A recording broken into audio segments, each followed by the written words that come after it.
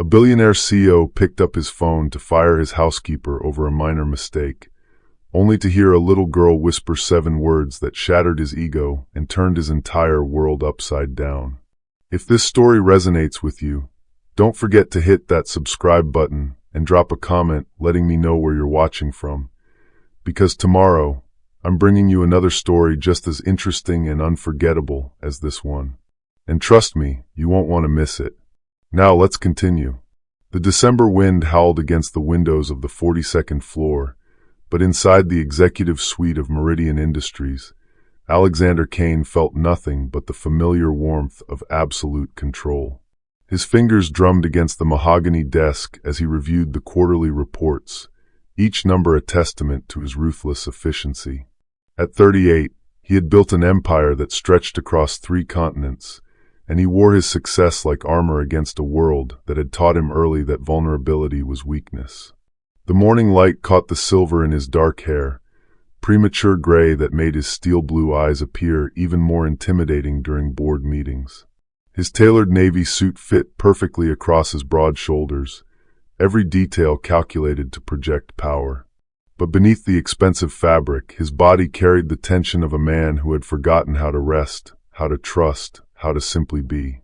"Cancel my lunch with the Patterson Group," he barked into his phone, not bothering to look up from the documents. "And get me the Henderson file. Someone needs to explain why our Chicago division is hemorrhaging money."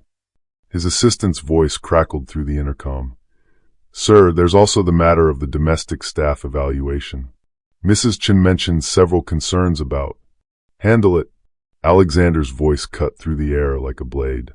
"I don't have time for household trivia." But even as he dismissed the interruption, something nagged at him. The housekeeper. What was her name again? He employed dozens of people across his various properties, but faces blurred together in his mind. They were functions, not people. Services, not souls. What does it matter? He thought, returning to his reports. If she can't do her job, she can be replaced. The philosophy had served him well since childhood, when his own parents had taught him that people were temporary, that attachment was dangerous, that love was just another word for weakness.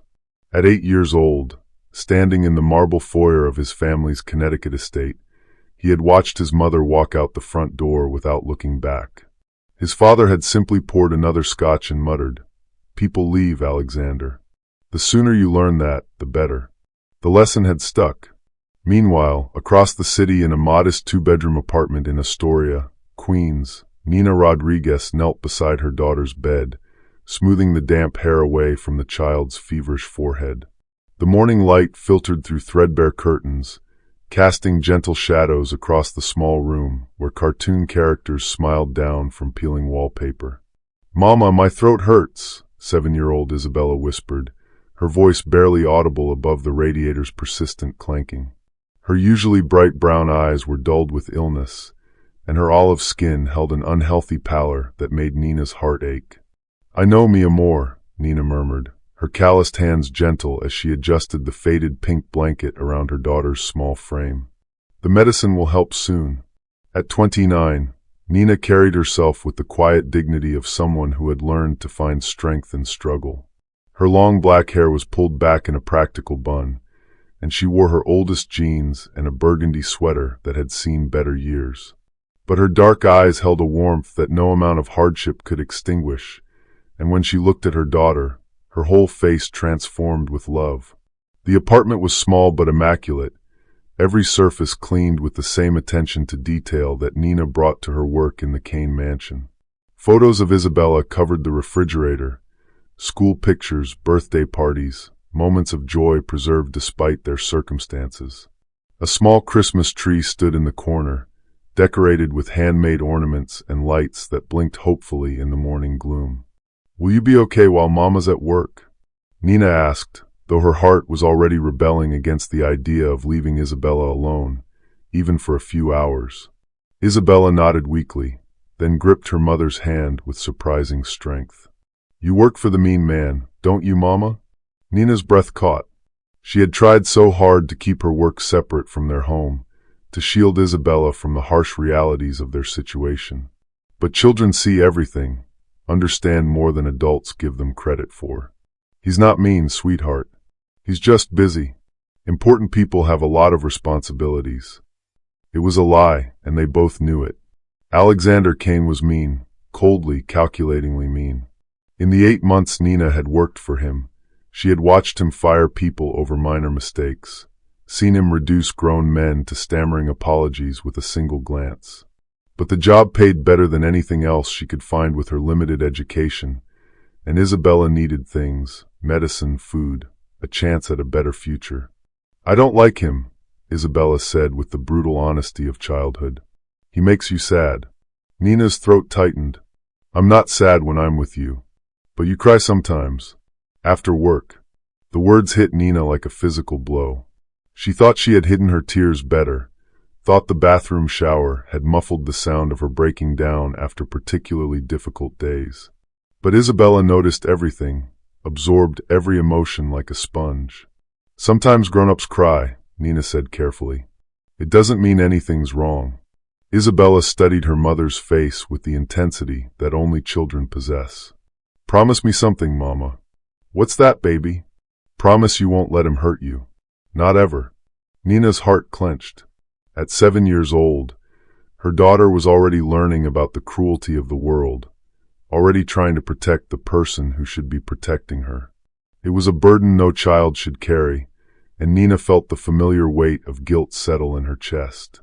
"I promise," she whispered, sealing the lie with a kiss to Isabella's forehead. "Now get some rest. Mrs. Patterson from next door will check on you, okay?" As Nina gathered her cleaning supplies and headed for the door, she caught her reflection in the hallway mirror. Tired eyes, worry lines that hadn't been there a year ago, hands that were red and rough from constant work. She looked like what she was, a woman hanging on by her fingernails, doing whatever it took to keep her daughter safe and fed. But she also looked like something else, something that Alexander Kane had never learned to recognize. She looked like someone who loved completely, without reservation, without the fear that had poisoned his heart years ago. The two worlds, his penthouse of isolation and her apartment of love, were about to collide in ways neither could imagine.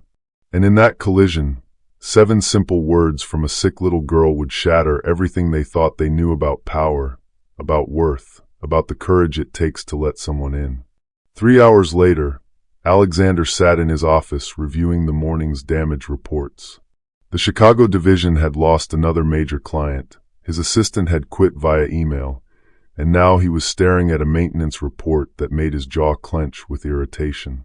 "Water damage in the library," he muttered, scanning the details. "Antique carpet ruined. Crystal chandelier requires professional cleaning." The costs were negligible, pocket change for a man of his wealth, but the principle grated against his need for perfection. His fingers found the contact list on his phone, scrolling until he reached the entry simply labeled Housekeeper. No name, no personal details, just a function. Nina Rodriguez. The name came back to him as he pressed dial. Quiet woman, always kept her head down, worked efficiently. But efficiency meant nothing if she couldn't prevent disasters like this. The phone rang once, twice. On the third ring, a voice answered, but it wasn't the voice he expected. "Hello." The word came out as barely a whisper, scratchy and small. Alexander frowned. "Am I speaking with MRS, Nina Rodriguez?" "Mama's getting medicine," the tiny voice replied, followed by a cough that sounded painful even through the phone's speaker. A child. He had forgotten the housekeeper had a child. The realization irritated him further. Personal complications were exactly what he tried to avoid in his staff. "When will she be back?" he asked, his tone sharp with impatience. "I don't know," the little voice said. "She went to the pharmacy because I'm sick and we don't have money for the doctor, but Mama says medicine will help and—" "Listen," Alexander interrupted, his voice hardening. "Tell your mother she needs to call her employer immediately. There's been damage to my property and—" "Are you the mean man?" The question hit him like a slap. Alexander's hand tightened on the phone. "Excuse me? Are you the mean man who makes my mama cry?" The silence stretched between them, filled with the weight of a child's innocent honesty.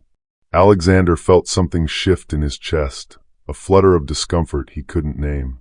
"I don't make anyone cry," he said, but his voice lacked its usual conviction. "Yes, you do." The little girl's voice was getting weaker, but her certainty remained absolute. "Mama tries to hide it, but I hear her. She cries after work sometimes. She says you're important and busy, but I think you're just mean." Alexander's throat felt tight. He should hang up. This was inappropriate, unprofessional. But something about the child's matter-of-fact delivery held him frozen. "What's your name?" he found himself asking. "Isabella." A pause, then. "Are you going to fire my mama?" The question was asked with the kind of devastating directness that only children possess. No manipulation, no pleading, just a 7-year-old girl who understood that her security hung on the whim of a stranger. Alexander started, then stopped. He had called to do exactly that. The water damage, the inconvenience, the principle of the thing. But hearing it stated so plainly by this sick child made the words stick in his throat. "Please don't fire her," Isabella whispered, and Alexander could hear the tears in her voice. "She works really hard. She cleans everything perfect because she wants to make you happy. She even missed my school play because you needed the house cleaned for your party." Each word landed like a physical blow. Alexander remembered that party, a networking event he'd hosted for potential investors.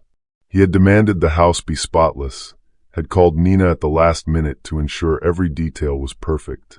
He hadn't thought about what that might cost her. "I need medicine," Isabella continued, her voice growing fainter. "Mama says it costs money we don't have, but she'll find a way. She always finds a way. Please don't make it harder for her." Alexander's chest felt tight, as if the air in his office had grown thin. He looked around at the trappings of his success, the awards, the expensive art, the view of the city he had conquered, and suddenly it all felt hollow. "Isabella," he said, his voice softer than it had been in years. "Where is your father?" "I don't have a daddy," she replied simply. "It's just me and Mama." The words hit him with unexpected force. Alexander's own father had been cold, distant, but at least he had been present. This child had nothing, no father, no security, no safety net except for a mother who cleaned houses and cried in secret. "Mama says maybe someday I'll have a daddy who loves me," Isabella continued, innocence cutting through Alexander's defenses like a blade. "But right now it's just us. And if you fire her—" She didn't finish the sentence. She didn't need to. Alexander could fill in the blanks: eviction, hunger, a sick child with no access to medical care. The domino effect of his decision would crush 2 lives. And for what? A damaged carpet? "Isabella," he said, his voice barely above a whisper. "Is your mama a good person?" "She's the best person in the whole world," Isabella replied without hesitation. "She sings to me when I'm scared, and she makes pancakes shaped like hearts on Sundays, and she hugs me when I have bad dreams. She works really hard so I can have nice things, even when she's tired." Alexander closed his eyes, and for a moment he was 8 years old again, standing in that marble foyer, watching his mother walk away. He had never sung to anyone, never made heart-shaped pancakes, never comforted anyone through their fears. He had built walls so high that love couldn't reach him, but it also couldn't flow out. "She reads to me every night," Isabella continued, her voice growing sleepier, "even when she's really tired from work. She does different voices for all the characters, and she always ends with, 'I love you more than all the stars in the sky.'" The phrase hit Alexander like a physical blow. When was the last time someone had told him they loved him? When was the last time he had said those words to another human being? The answer was so distant he couldn't remember.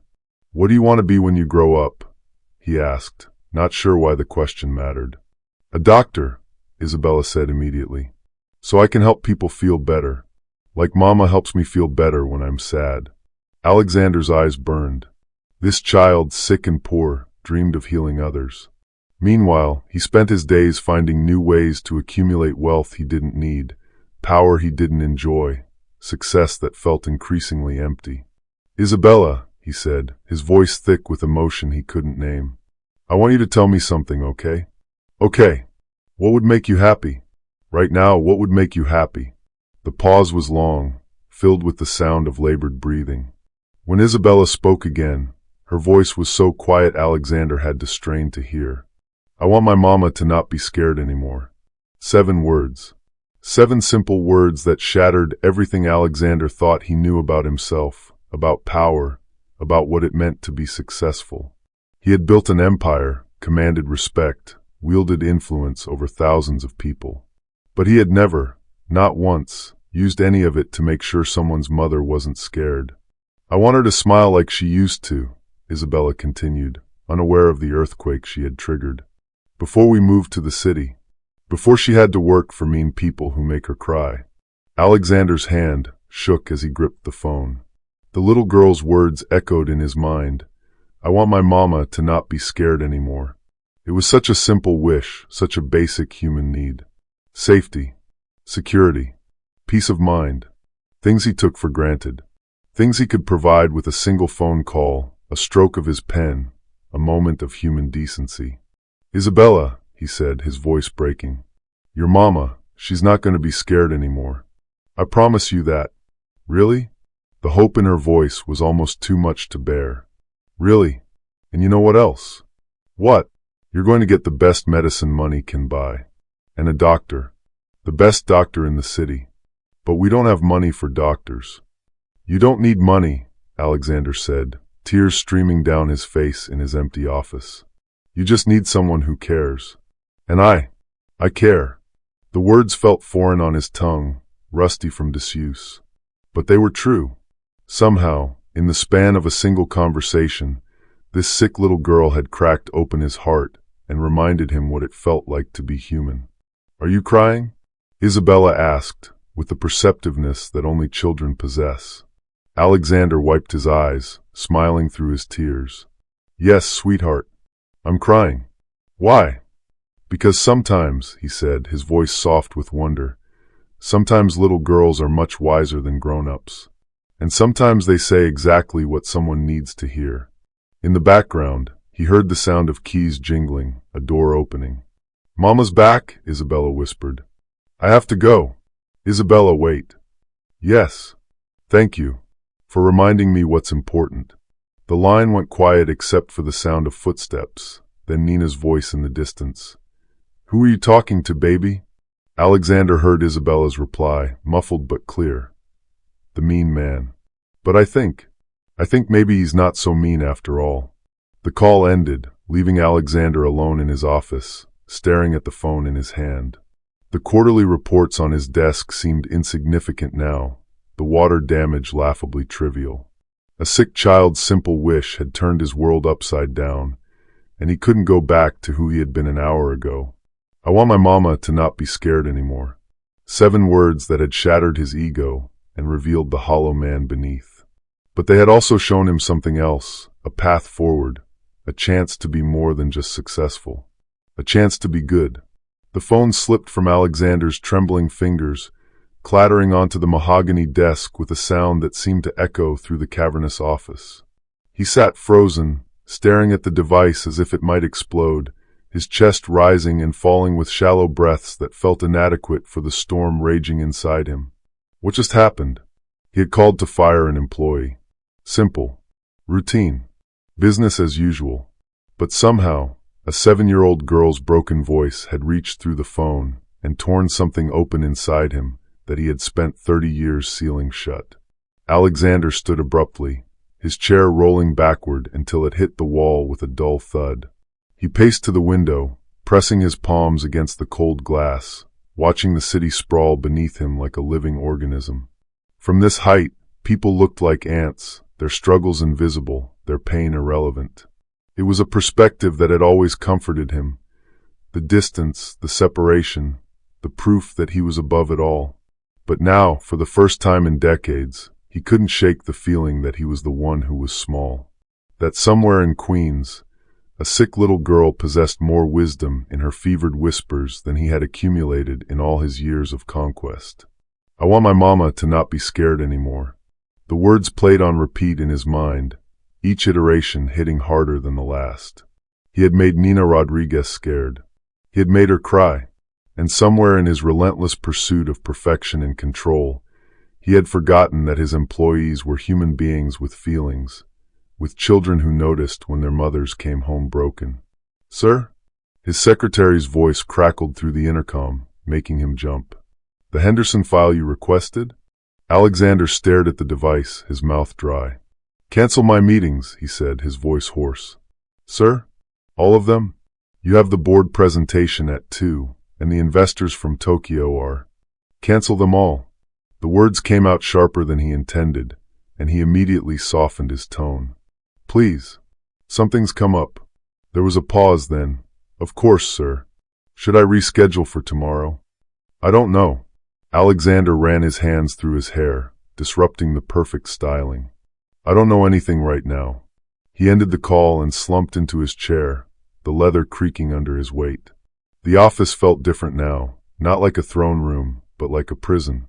The awards on the walls mocked him, the expensive art seemed lifeless, and the view that had once filled him with pride now felt like a barrier between him and the real world. His phone buzzed with a text from his lawyer.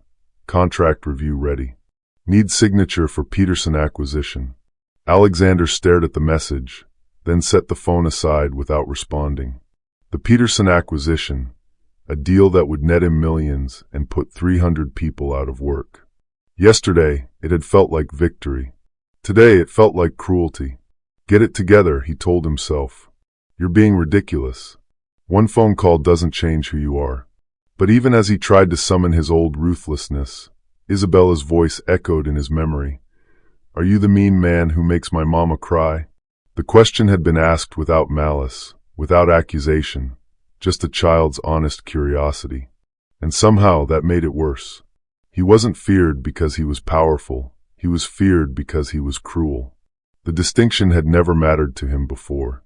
Alexander picked up the quarterly reports, trying to focus on the numbers that had once been his religion. But the figures blurred together, meaningless symbols that couldn't compete with the memory of a little girl asking for medicine her mother couldn't afford.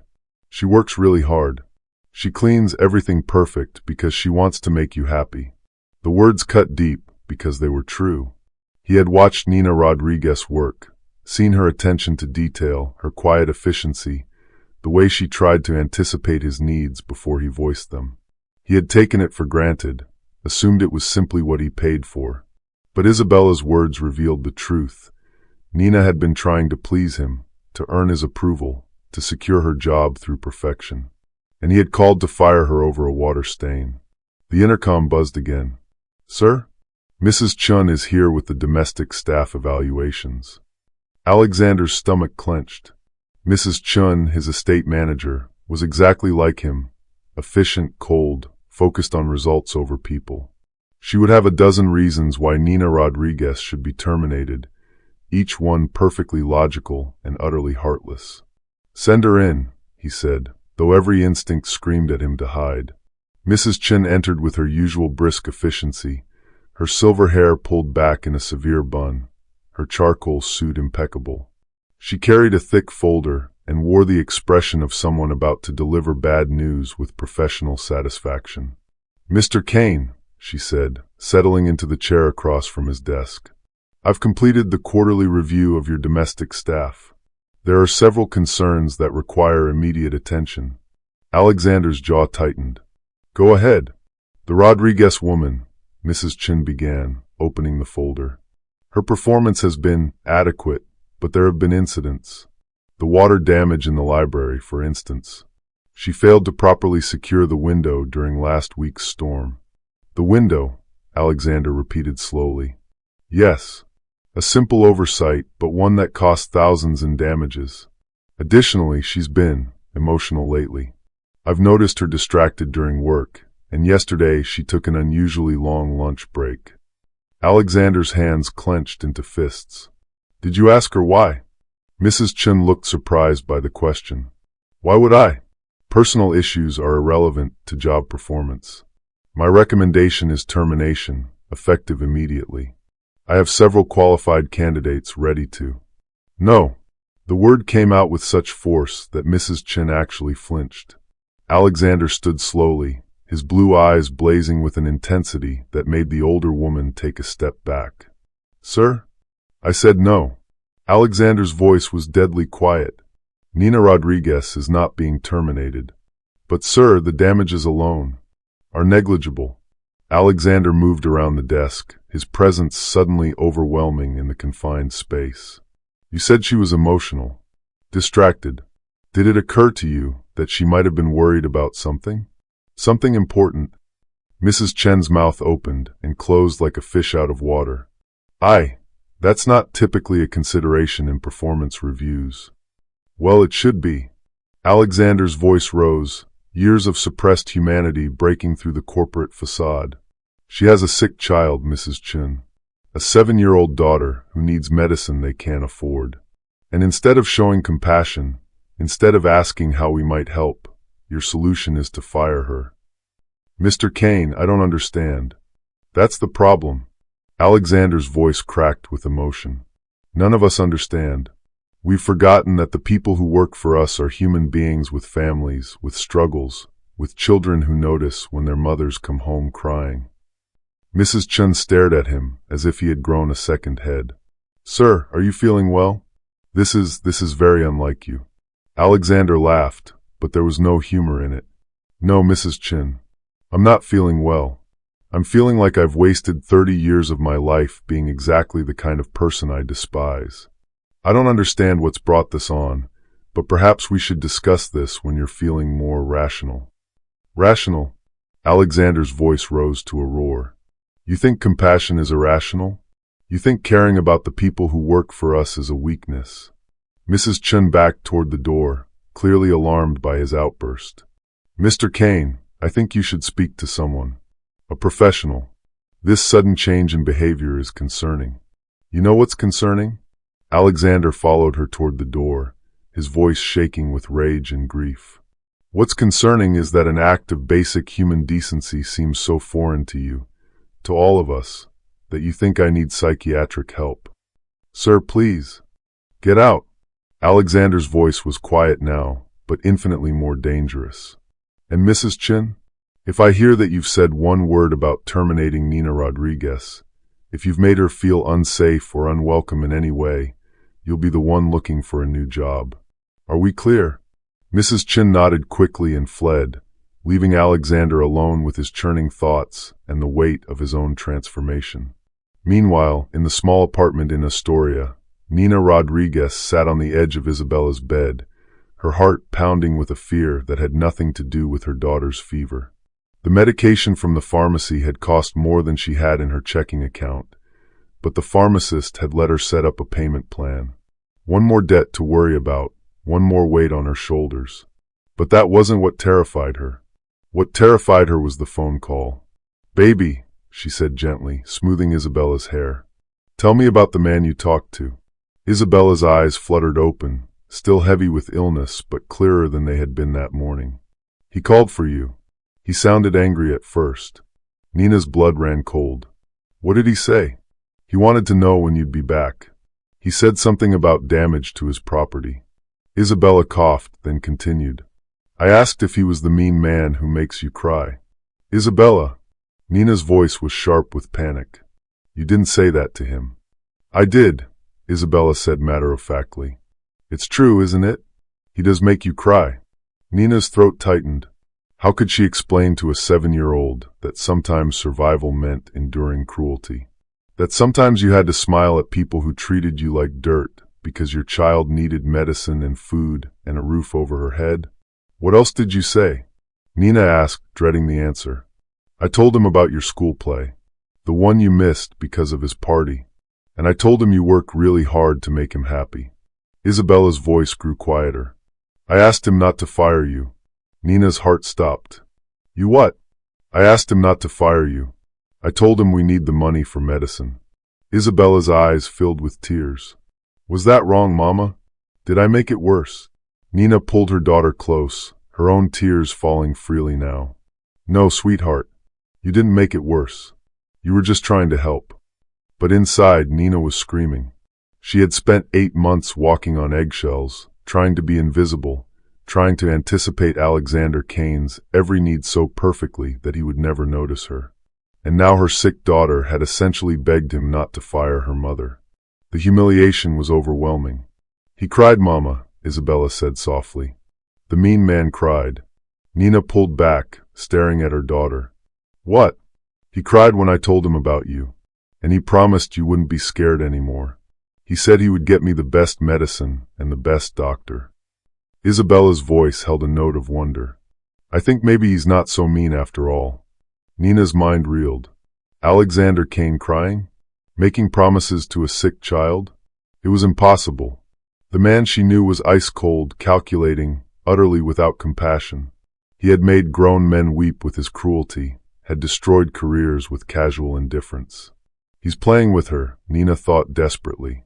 He's toying with a sick child, and tomorrow he'll fire me anyway. The thought filled her with rage so pure it took her breath away. She could endure his coldness, his impossible standards, his casual cruelty toward her. But if he had given her daughter false hope, if he had made promises he had no intention of keeping. "Mama?" Isabella's voice was small, uncertain.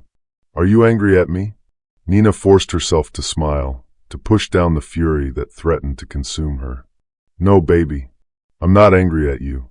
You were very brave." But she was angry, furious.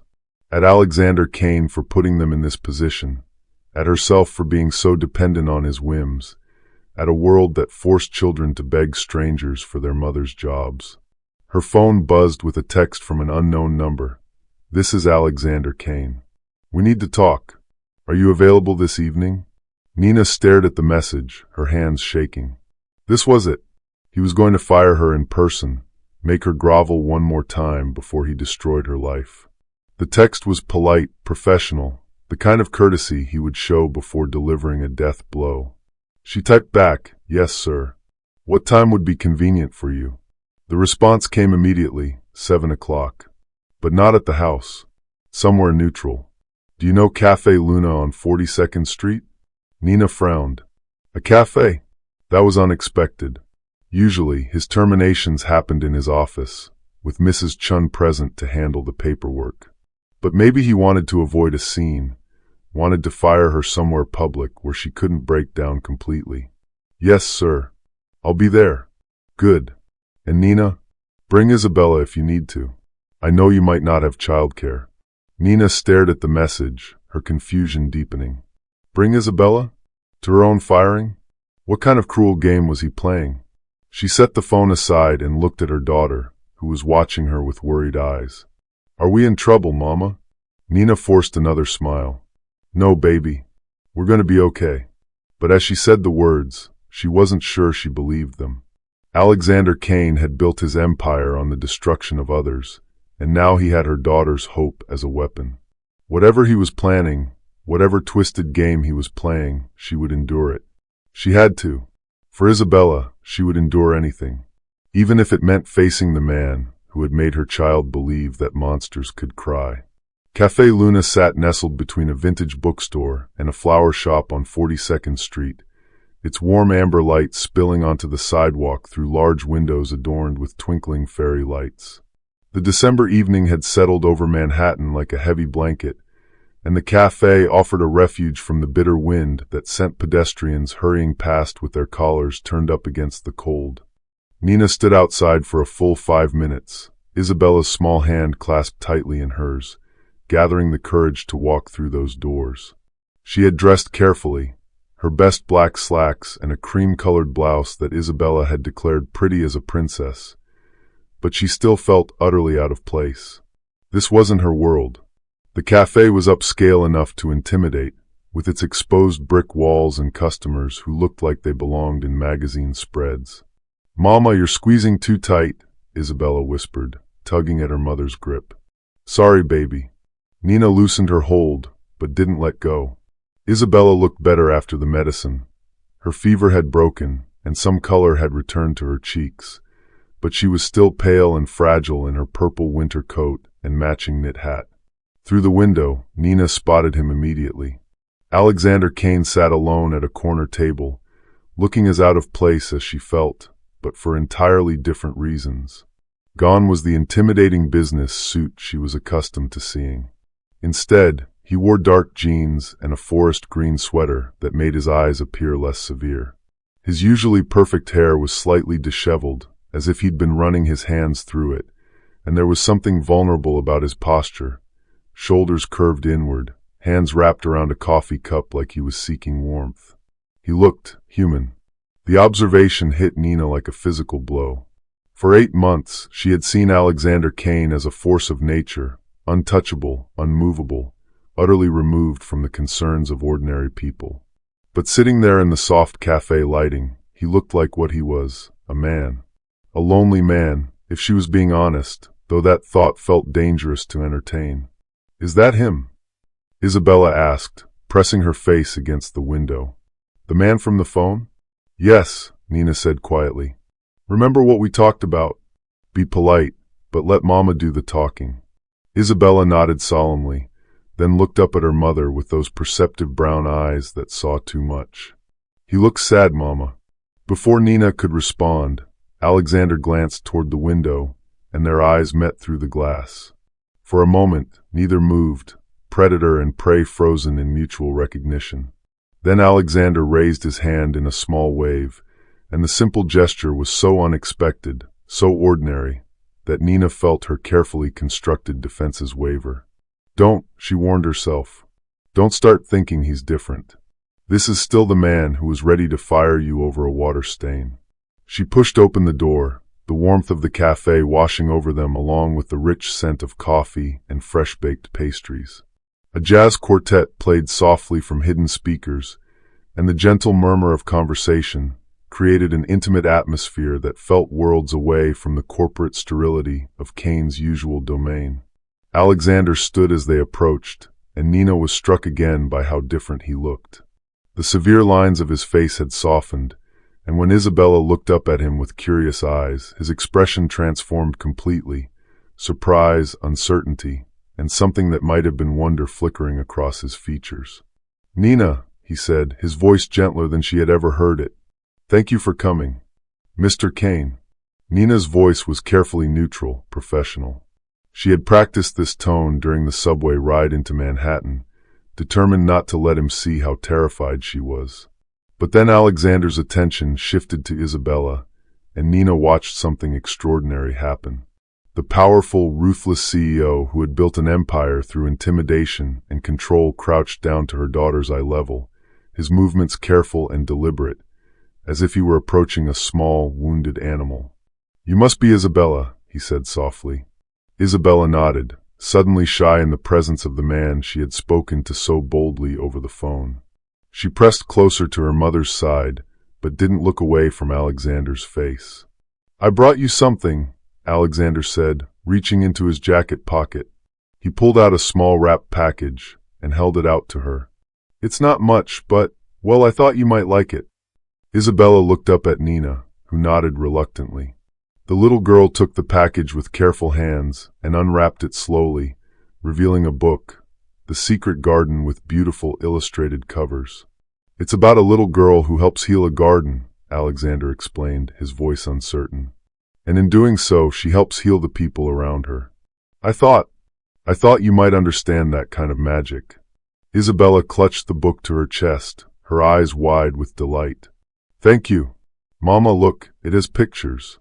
Nina stared at the book, then at Alexander, confusion warring with suspicion in her chest. The gift was thoughtful, age-appropriate, and expensive enough to matter, but not so lavish as to be inappropriate. It was exactly what someone who understood children might choose, and that understanding felt impossible coming from the man she thought she knew. "That's very kind of you," Nina said carefully. "What do you say, Isabella?" "Thank you, mister." Isabella paused, looking uncertain. "You can call me Alex," he said, and Nina nearly choked on her surprise. In 8 months of working for him, she had never heard anyone use his first name, let alone a nickname. "Thank you, Mr. Alex," Isabella said with a bright smile. Alexander's face lit up as if the sun had broken through storm clouds. "You're very welcome." He gestured to the table, where Nina noticed he had already ordered.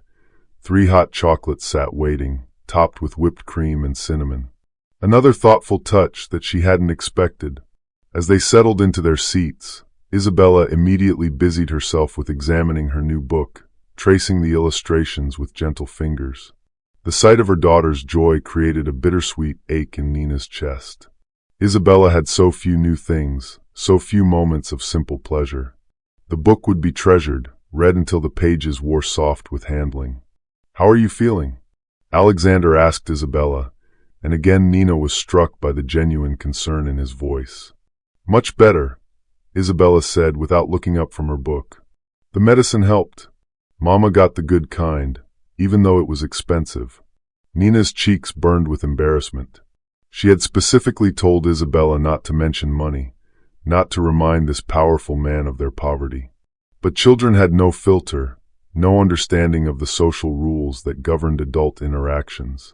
"I'm glad you're feeling better," Alexander said simply, as if Isabella's comment hadn't just highlighted the vast gulf between their circumstances.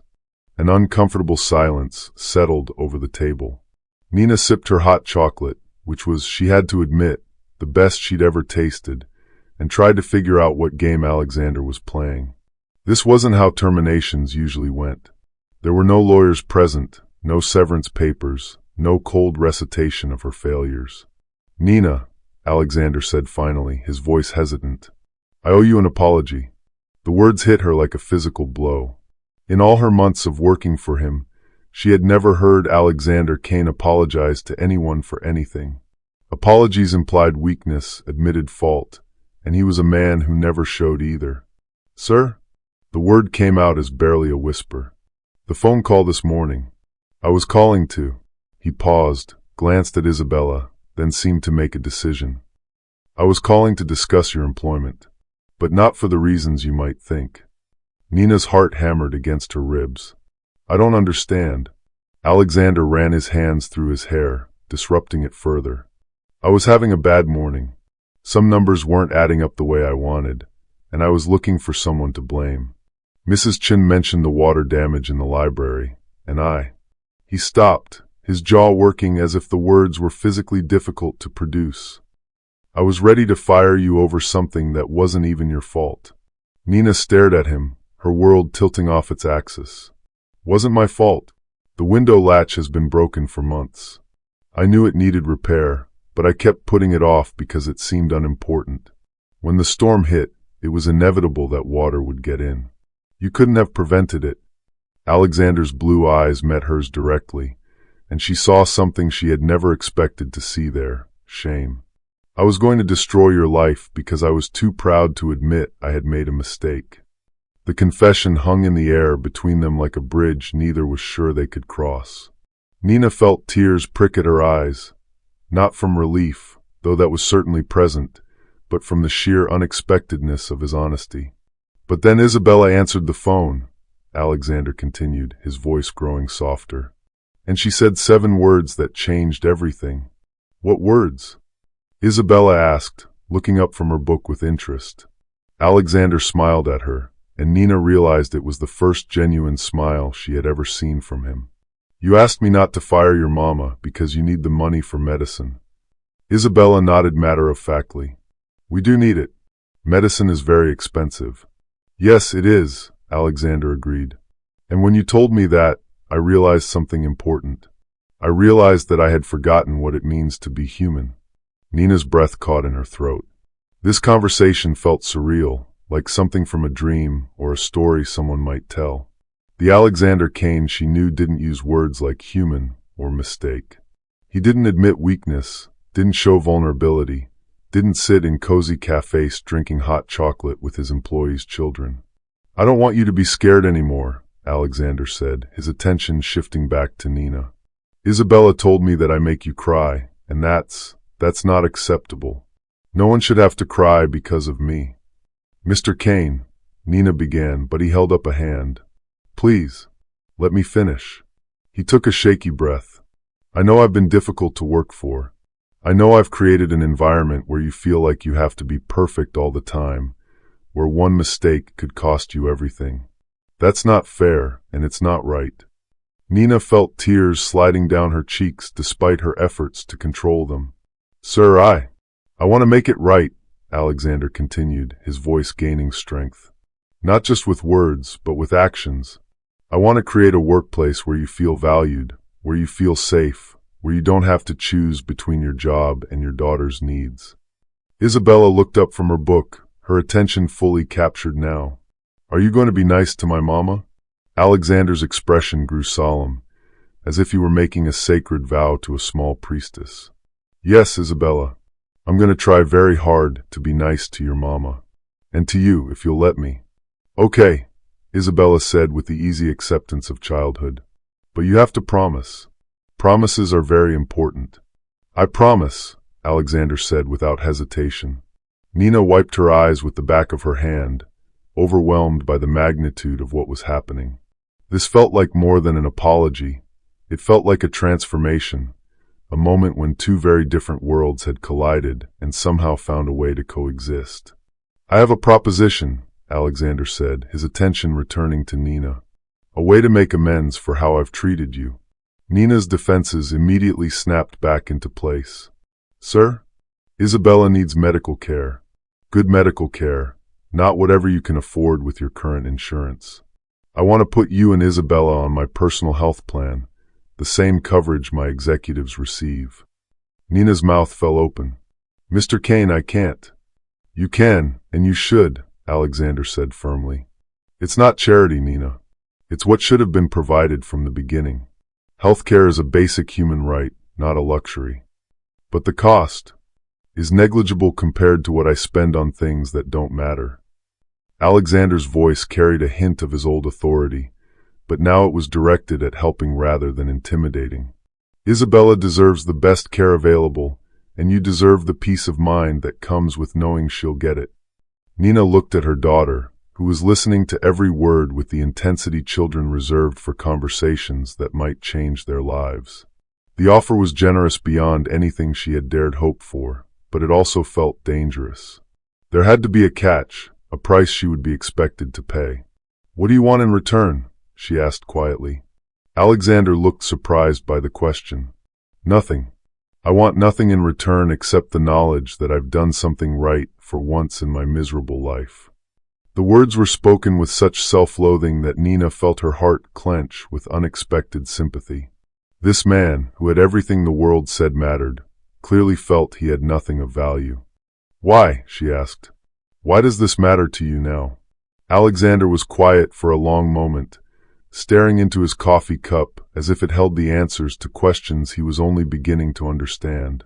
Because, he said finally, when Isabella asked me if I was the mean man who makes her mama cry, I realized that's exactly what I am, and I don't want to be that man anymore. He looked up at Nina, and she saw something in his eyes that she had never expected to see. Hope. Fragile, uncertain hope that maybe it wasn't too late to change. Maybe there was still a chance to become someone worth knowing. I know I haven't earned your trust, Alexander continued. I know I've given you every reason to be afraid of me. But I'm asking for a chance to prove that people can change, that someone like me can learn to be better. Isabella suddenly reached across the table and placed her small hand over Alexander's much larger one. I think you're already better, she said with the wisdom that only children possess. You're here, aren't you? People don't say sorry. Alexander stared down at the tiny hand covering his, and Nina watched as his carefully constructed walls began to crumble. For 30 years, he had built barriers to keep the world out, to protect himself from the pain of caring. But a 7-year-old girl had just walked through those barriers as if they were made of paper. Thank you, Isabella, he whispered, his voice thick with emotion. That means more to me than you know. Nina felt something shift inside her chest, not trust, exactly, but the beginning of possibility. Maybe, just maybe, the man sitting across from her was exactly who he appeared to be in this moment. Someone who had made terrible mistakes but was desperate to make them right. Could people really change? She wondered. Could someone who had lived their entire life as a predator learn to be gentle? She didn't know the answer. But as she watched Alexander carefully hand Isabella a napkin to wipe chocolate from her chin, as she saw the wonder in his eyes when her daughter smiled at him, Nina found herself willing to find out. Okay, she said quietly. Alexander's head snapped up. Okay, okay, I'm willing to give you a chance. Nina's voice was stronger now, more certain. But understand something, Mr. Kane, Alex. If this is a game, if you're playing with us for some reason I don't understand, I will not let you hurt my daughter. I will quit before I let you give her false hope. It's not a game, Alexander said, his voice fierce with conviction. I swear to you, Nina, this is not a game. This is me trying to figure out how to be a decent human being. Nina studied his face, searching for any sign of deception, any hint that this was an elaborate manipulation. But all she saw was sincerity, vulnerability, and a desperate need to be believed. Then we understand each other, she said. Alexander nodded, relief flooding his features. We understand each other. Isabella clapped her hands together, delighted by the turn of events. Does this mean we're friends now? Alexander looked to Nina, clearly seeking permission to answer. She nodded slightly, and he turned back to Isabella with a smile that transformed his entire face. I hope so, he said. I would very much like to be your friend, Isabella. And your mama's friend too, if she'll have me. Isabella nodded enthusiastically. Friends share things. Do you want to see my favorite picture in my new book? As Isabella launched into an animated description of the garden illustrations, Nina found herself studying Alexander's face. He listened to her daughter with complete attention, asking questions that showed he was genuinely interested in her answers. There was no condescension, no impatience, just a man discovering the simple joy of making a child smile. What have you been through? Nina wondered, watching him. What made you so afraid of connection that you built walls this high? She didn't know his story yet, but she found herself wanting to. For the first time since she had started working for him, Nina Rodriguez saw Alexander Kane not as a force to be feared, but as a puzzle to be solved. A broken man who might, with enough patience and care, learn to be whole again. Outside the cafe, snow began to fall in fat, lazy flakes that caught the light from the street lamps and turned the December evening into something magical. Inside, 3 unlikely companions shared hot chocolate and tentative hope, while the first fragile threads of connection began to weave between their very different worlds. 3 days after their meeting at Café Luna, Nina found herself standing in the marble foyer of Alexander's Fifth Avenue penthouse, but everything felt different now. The space that had once seemed coldly intimidating now appeared almost sad, beautiful but empty, like a museum where no one was allowed to touch anything. Alexander had insisted she bring Isabella along rather than leave her with Mrs. Patterson again. She's still recovering, he had said during their phone conversation, his voice carrying that new gentleness she was still getting used to. She shouldn't be alone. Now Isabella stood beside her, clutching her copy of The Secret Garden and staring up at the soaring ceiling with wide eyes. The penthouse was a study in expensive minimalism, all clean lines, neutral colors, and furniture that looked like it had never been sat on. Abstract paintings hung on the walls, their price tags probably exceeding Nina's annual salary, but they were cold and impersonal, chosen by a decorator rather than someone who actually lived here. Wow, Isabella whispered. It's like a castle. A very empty castle, Alexander said from behind them, and Nina turned to see him descending the floating staircase. He wore dark jeans and a burgundy Henley that made him look younger, more approachable, but there was something melancholy in his expression as he surveyed his own home. It's beautiful, Nina said diplomatically, though privately she agreed with his assessment. The penthouse was stunning, but it felt more like a showroom than a home. It's what happens when you hire someone else to create your life for you, Alexander replied with unexpected honesty. I told the decorator I wanted something impressive, and this is what impressive looks like, apparently. Isabella wandered over to examine a glass sculpture that probably cost more than Nina's car. Don't you have any pictures? The innocent question hit its mark. Alexander's jaw tightened almost imperceptibly. Pictures of what? Family. Friends. Happy times. Isabella looked around the vast space with confusion. Mama has pictures everywhere. They make our apartment feel cozy. Nina felt her cheeks burn. Their tiny apartment in Queens probably could have fit in Alexander's living room, and the idea of Isabella comparing their modest home to this palace of wealth was mortifying. But Alexander didn't seem to notice the comparison. Instead, he looked genuinely puzzled by the concept. "I don't really have many happy times to document." The words were spoken matter-of-factly, without self-pity, but they hit Nina like a physical blow. What kind of life did someone have to live to reach 38 years old without happy memories worth preserving? "That's sad," Isabella said with the brutal honesty of childhood. "Isabella," Nina warned gently, but Alexander held up a hand. "No, she's right. It is sad." He crouched down to Isabella's level, his movements careful and deliberate. "Maybe you could help me change that. Maybe you could teach me about happy times." Isabella's face lit up. "I'm very good at happy times. Mama says I'm an expert." Alexander smiled, not the practiced corporate smile Nina was used to seeing, but something genuine and warm. "Then I'm in very good hands." As Isabella launched into an animated explanation of what constituted a proper happy time, Nina found herself studying Alexander's face. There was something almost desperate in the way he listened to her daughter, as if Isabella were speaking a foreign language he desperately wanted to learn. "Would you like some coffee?" Alexander asked Nina when Isabella paused to breathe. "I have a machine that's probably smarter than I am." Nina nodded, following him into the kitchen, a gleaming space of granite countertops and professional-grade appliances that looked like they'd never been used. Alexander moved around the space with the efficiency of someone who had learned to be self-sufficient, but there was something lonely about watching him navigate his own home.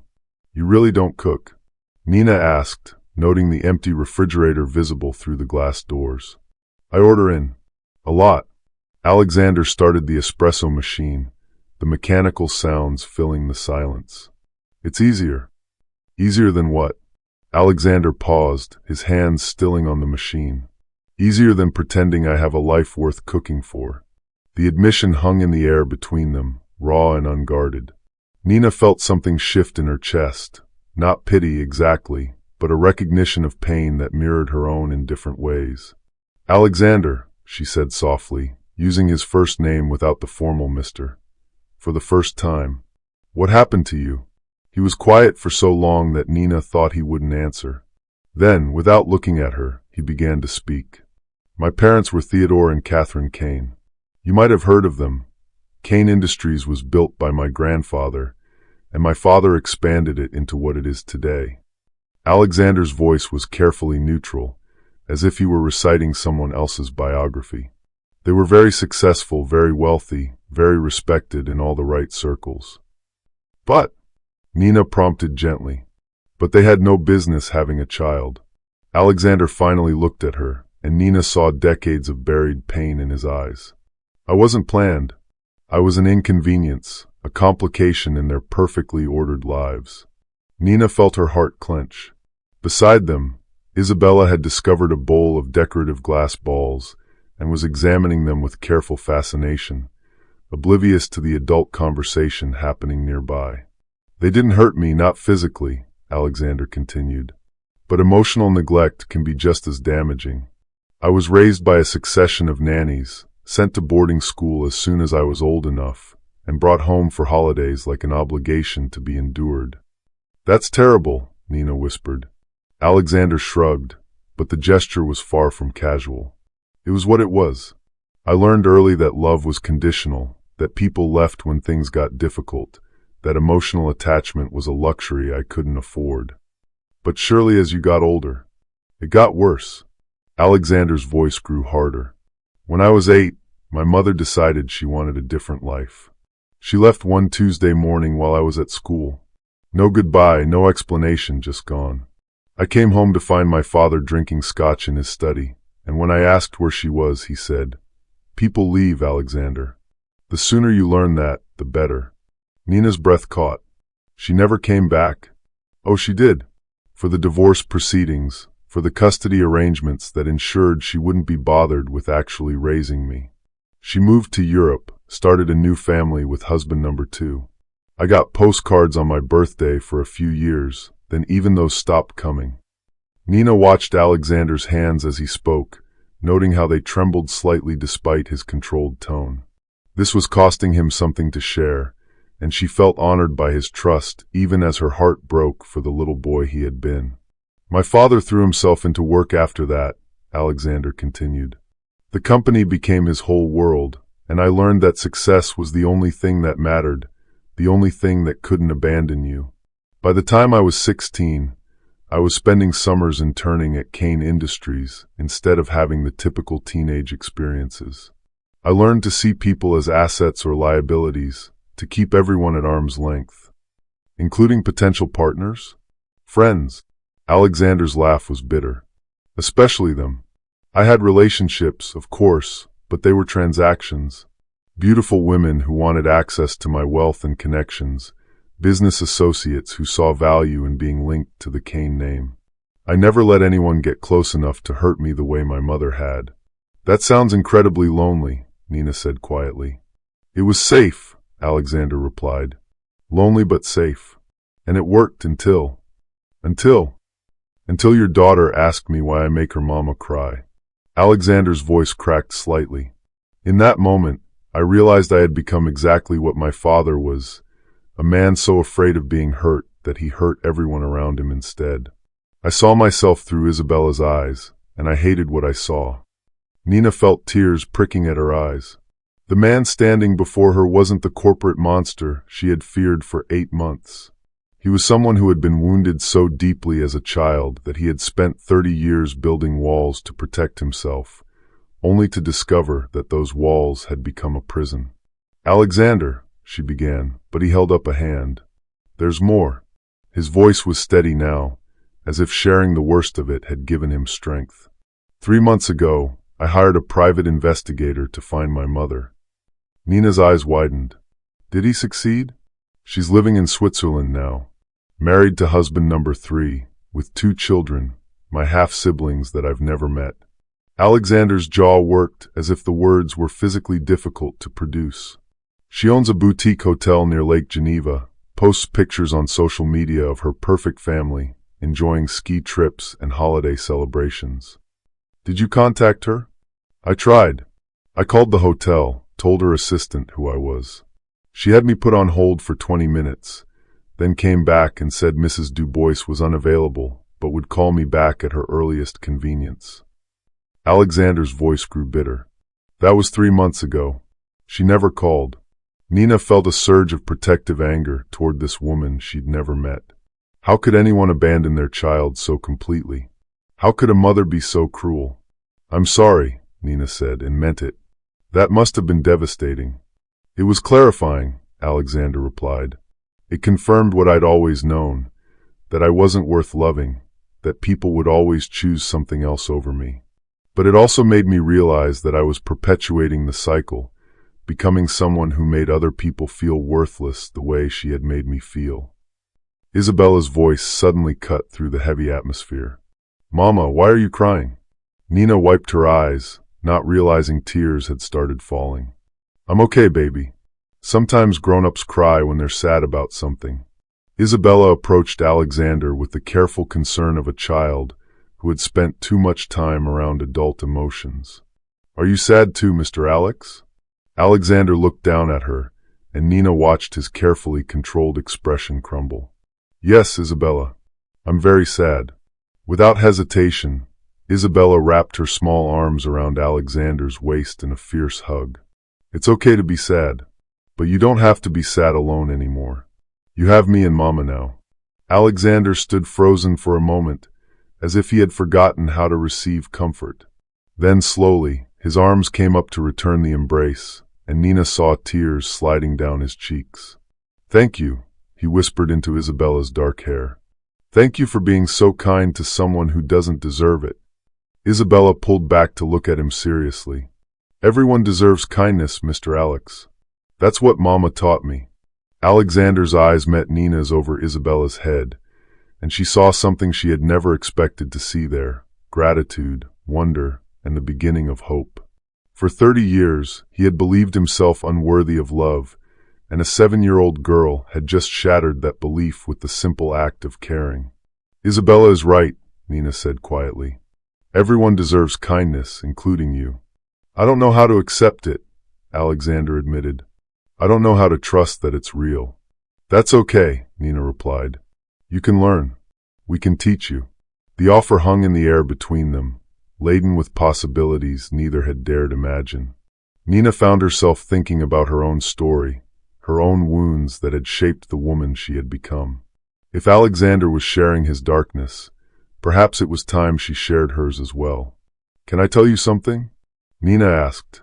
Alexander nodded, still holding Isabella loosely in his arms. I wasn't always a single mother, Nina began, her voice carefully controlled. Isabella's father, Carlos, was my high school sweetheart. We got married young, had big dreams about the life we were going to build together. Isabella looked up at her with interest. Nina rarely spoke about her father, and the little girl was always hungry for details about the man who had helped create her. What happened? Alexander asked gently. He couldn't handle the responsibility, Nina said simply. When Isabella was born, everything changed. She was colicky, demanding, exhausting, but she was also perfect and beautiful and everything I had ever wanted. Carlos saw only the difficult parts. He started staying out later, coming home drunk, picking fights about money and freedom and all the things he was giving up. Nina's voice grew stronger as she continued, the old pain transmuted into something closer to acceptance. When Isabella was 18 months old, he came home one night and said he couldn't do it anymore. He said he was too young to be tied down, that he needed to find himself before he could be a father. He left. Alexander's voice was tight with controlled anger. He left, Nina confirmed, took his clothes, his guitar, and our savings account and disappeared. I haven't heard from him since, and neither has Isabella. Isabella listened with the solemnity of a child who had heard pieces of this story before, but was only now old enough to understand its full weight. I was terrified, Nina continued. I had no college degree, no career prospects, no family support. My parents had died in a car accident when I was 19, and Carlos's family blamed me for his leaving. I was completely alone with a toddler and no idea how to survive. But you did survive, Alexander observed. I did more than survive. I built a life. Nina's voice carried quiet pride. I took whatever jobs I could find, cleaning houses, waiting tables, babysitting other people's children while Isabella played nearby. I learned that I was stronger than I ever imagined, that I could provide for my daughter even when everything seemed impossible. You're remarkable, Alexander said quietly. Nina shook her head. I'm a mother. I did what mothers do, whatever it takes to protect their children. Not all mothers, Alexander said with painful honesty. Some mothers choose themselves over their children. Then they're not really mothers, Isabella said with the wisdom that constantly surprised the adults around her. They're just ladies who had babies. Mamas love their children more than anything else in the whole world. Alexander stared at Isabella with something approaching awe. How did you get so wise, little one? Isabella giggled. Mama reads me lots of books, and books teach you things. What else have books taught you? Alexander asked, settling into a chair so he could look at Isabella at eye level. That gardens need love to grow, Isabella said, holding up her copy of The Secret Garden. And that people are like gardens. If you give them love and care, beautiful things happen. Nina felt her breath catch. Her daughter's simple wisdom had just captured something profound about healing, about transformation, about the possibility of growth even in the most barren soil. Do you really believe that? Alexander asked Isabella. That people can change if they're given love and care? Isabella nodded emphatically. The boy in the story was very mean and sick, but when people started being nice to him and including him in good things, he got better.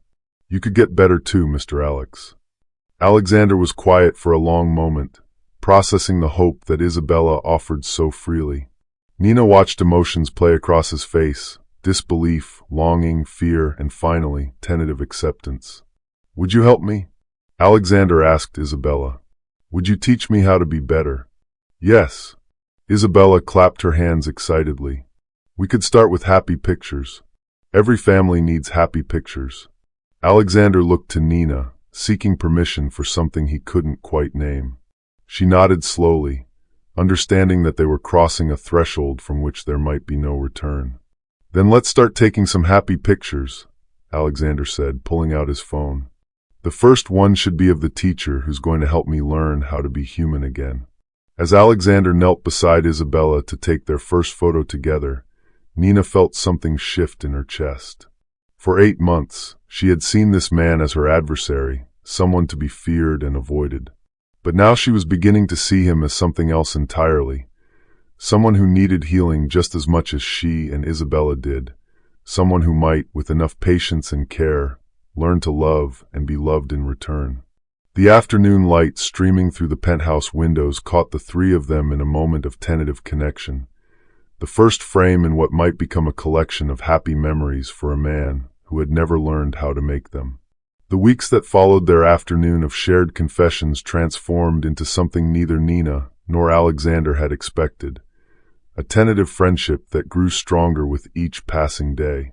What began as awkward attempts at connection evolved into genuine moments of joy, laughter, and the kind of comfortable silence that only comes when people feel truly safe with one another. Alexander had surprised them both by suggesting they meet regularly, not at his intimidating penthouse or in the formal spaces where employer and employee typically interacted, but in the real world where families made memories. It started with small outings, a Saturday morning at the Central Park Zoo, a visit to the Children's Museum on the Upper West Side, lunch at a diner in Queens where Isabella could order chocolate chip pancakes without worrying about the price. "You know," Nina said one crisp January afternoon as they walked through Bryant Park, watching Isabella chase pigeons near the carousel. 3 weeks ago, if someone had told me I'd be spending my Saturday teaching a billionaire how to ice skate, I would have suggested they see a doctor." Alexander, who was currently gripping the rink's barrier with white knuckles while Isabella glided past him with the fearless grace of childhood, laughed despite his terror. 3 weeks ago, if someone had told me I'd be willing to risk serious bodily harm for the entertainment of a 7-year-old, I would have had them committed. "You're doing great, Mr. Alex," Isabella called out, executing a wobbly spin that made both adults hold their breath. "Just let go of the wall." "Absolutely not," Alexander replied firmly. "The wall and I have formed a very important relationship. We're going steady."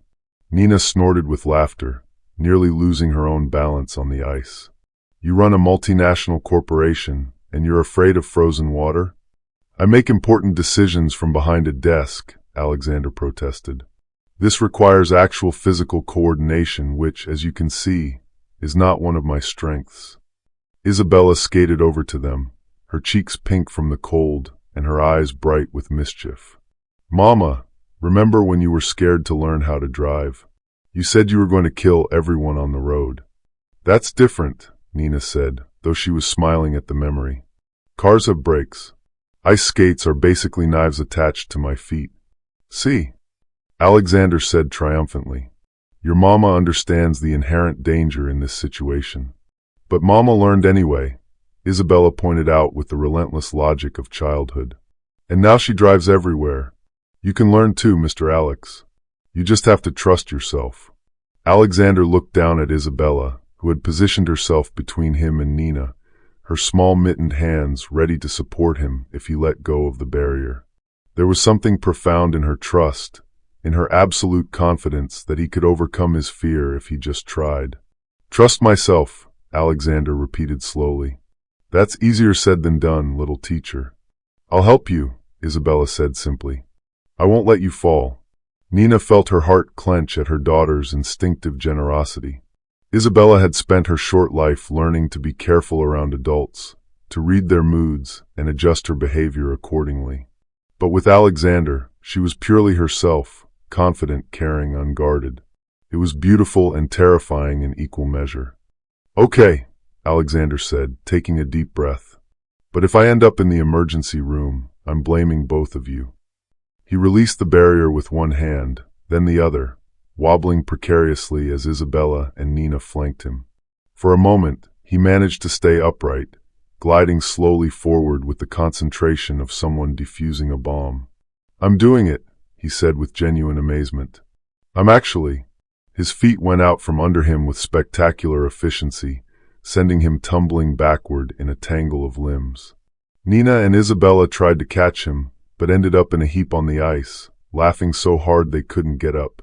"Well," Alexander said from the bottom of the pile, "that went about as well as expected. Are you hurt?" Nina asked, still giggling as she tried to untangle herself from his long legs. "Only my pride," Alexander replied, which, let's be honest, probably needed to be knocked down a few pegs anyway. Isabella, who had somehow ended up sitting on Alexander's chest, peered down at him with concern. "Does it hurt when your pride gets hurt?" Alexander considered this seriously. "You know what? It actually feels kind of good, like taking off shoes that are too tight." "That's a weird thing to say," Isabella informed him. "I'm a weird person," Alexander replied solemnly. "I like weird people," Isabella declared. "They're more interesting than regular people." As they finally managed to get back on their feet, or skates, rather, Nina found herself marveling at the change in Alexander. The man who had once terrified her with his cold efficiency was currently brushing ice shavings off his expensive jacket, while Isabella critiqued his falling technique. He listened to her 7-year-old wisdom with the same attention he probably gave to board meetings, and when he laughed, the sound was rich and genuine and completely unguarded. "I have an idea," Isabella announced as they finally made their way off the ice. "We should have a sleepover." Nina nearly choked on her hot chocolate.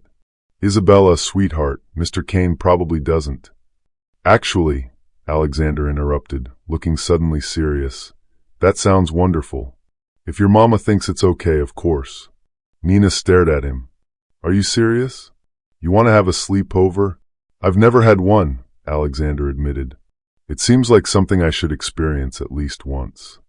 "But where would we?" Nina began, then stopped. The logistics were complicated. His penthouse was enormous but sterile, while their apartment was cozy but tiny. "We could make a fort in my living room," Alexander suggested. "I've seen them in movies. Blankets and pillows and flashlights, right?" Isabella bounced with excitement.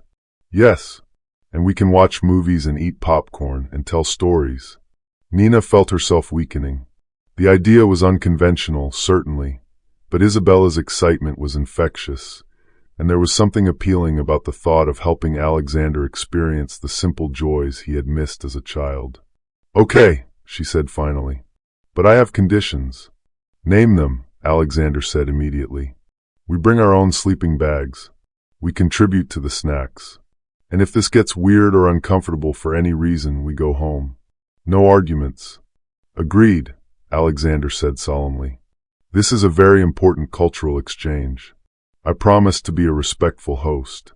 Isabella clapped her hands. "This is going to be the best sleepover ever." 3 hours later, Nina stood in Alexander's living room and wondered what she had gotten herself into. The space that had seemed coldly elegant before was now completely transformed. Every pillow and blanket in the penthouse had been conscripted into the construction of an elaborate fort that stretched from the sectional sofa to the windows. String lights that Alexander had somehow procured cast a warm glow over the entire structure. "Where did you get fairy lights?" Nina asked, watching Alexander adjust the carefully engineered supports that held up their blanket roof. "I may have sent my assistant on an emergency shopping trip," Alexander admitted, "along with sleeping bags, Esmore supplies, and enough junk food to sustain a small army." Isabella emerged from the depths of the fort, her hair staticky from crawling around under blankets. "Mr. Alex, this is the most amazing fort in the history of forts." "I'm glad it meets with your approval," Alexander said formally, then ruined the effect by grinning like a kid on Christmas morning. Nina shook her head in amazement. "You realize you've probably spent more money on this sleepover than most people spend on vacation?" "Money well spent," Alexander replied.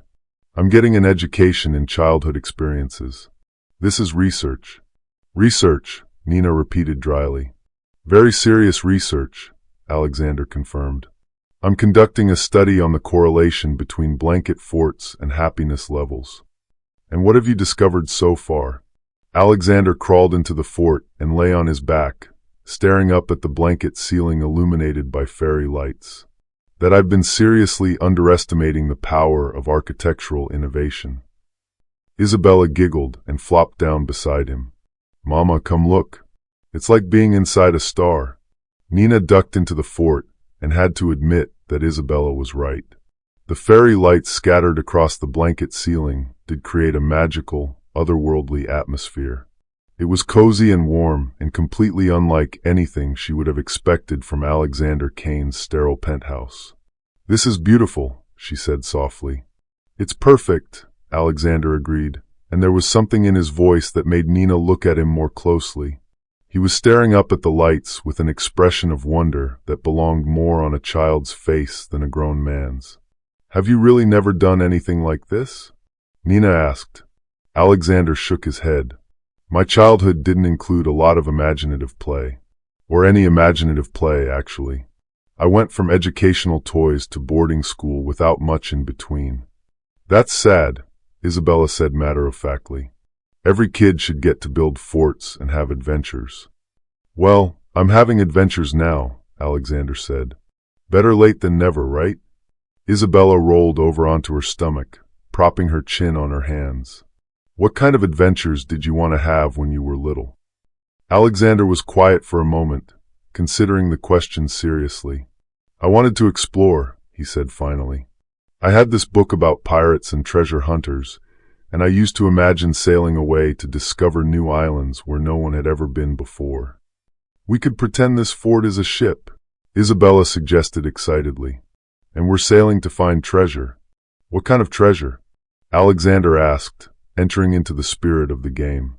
The best kind, Isabella said solemnly. The kind that makes people happy. Nina felt tears prick at her eyes.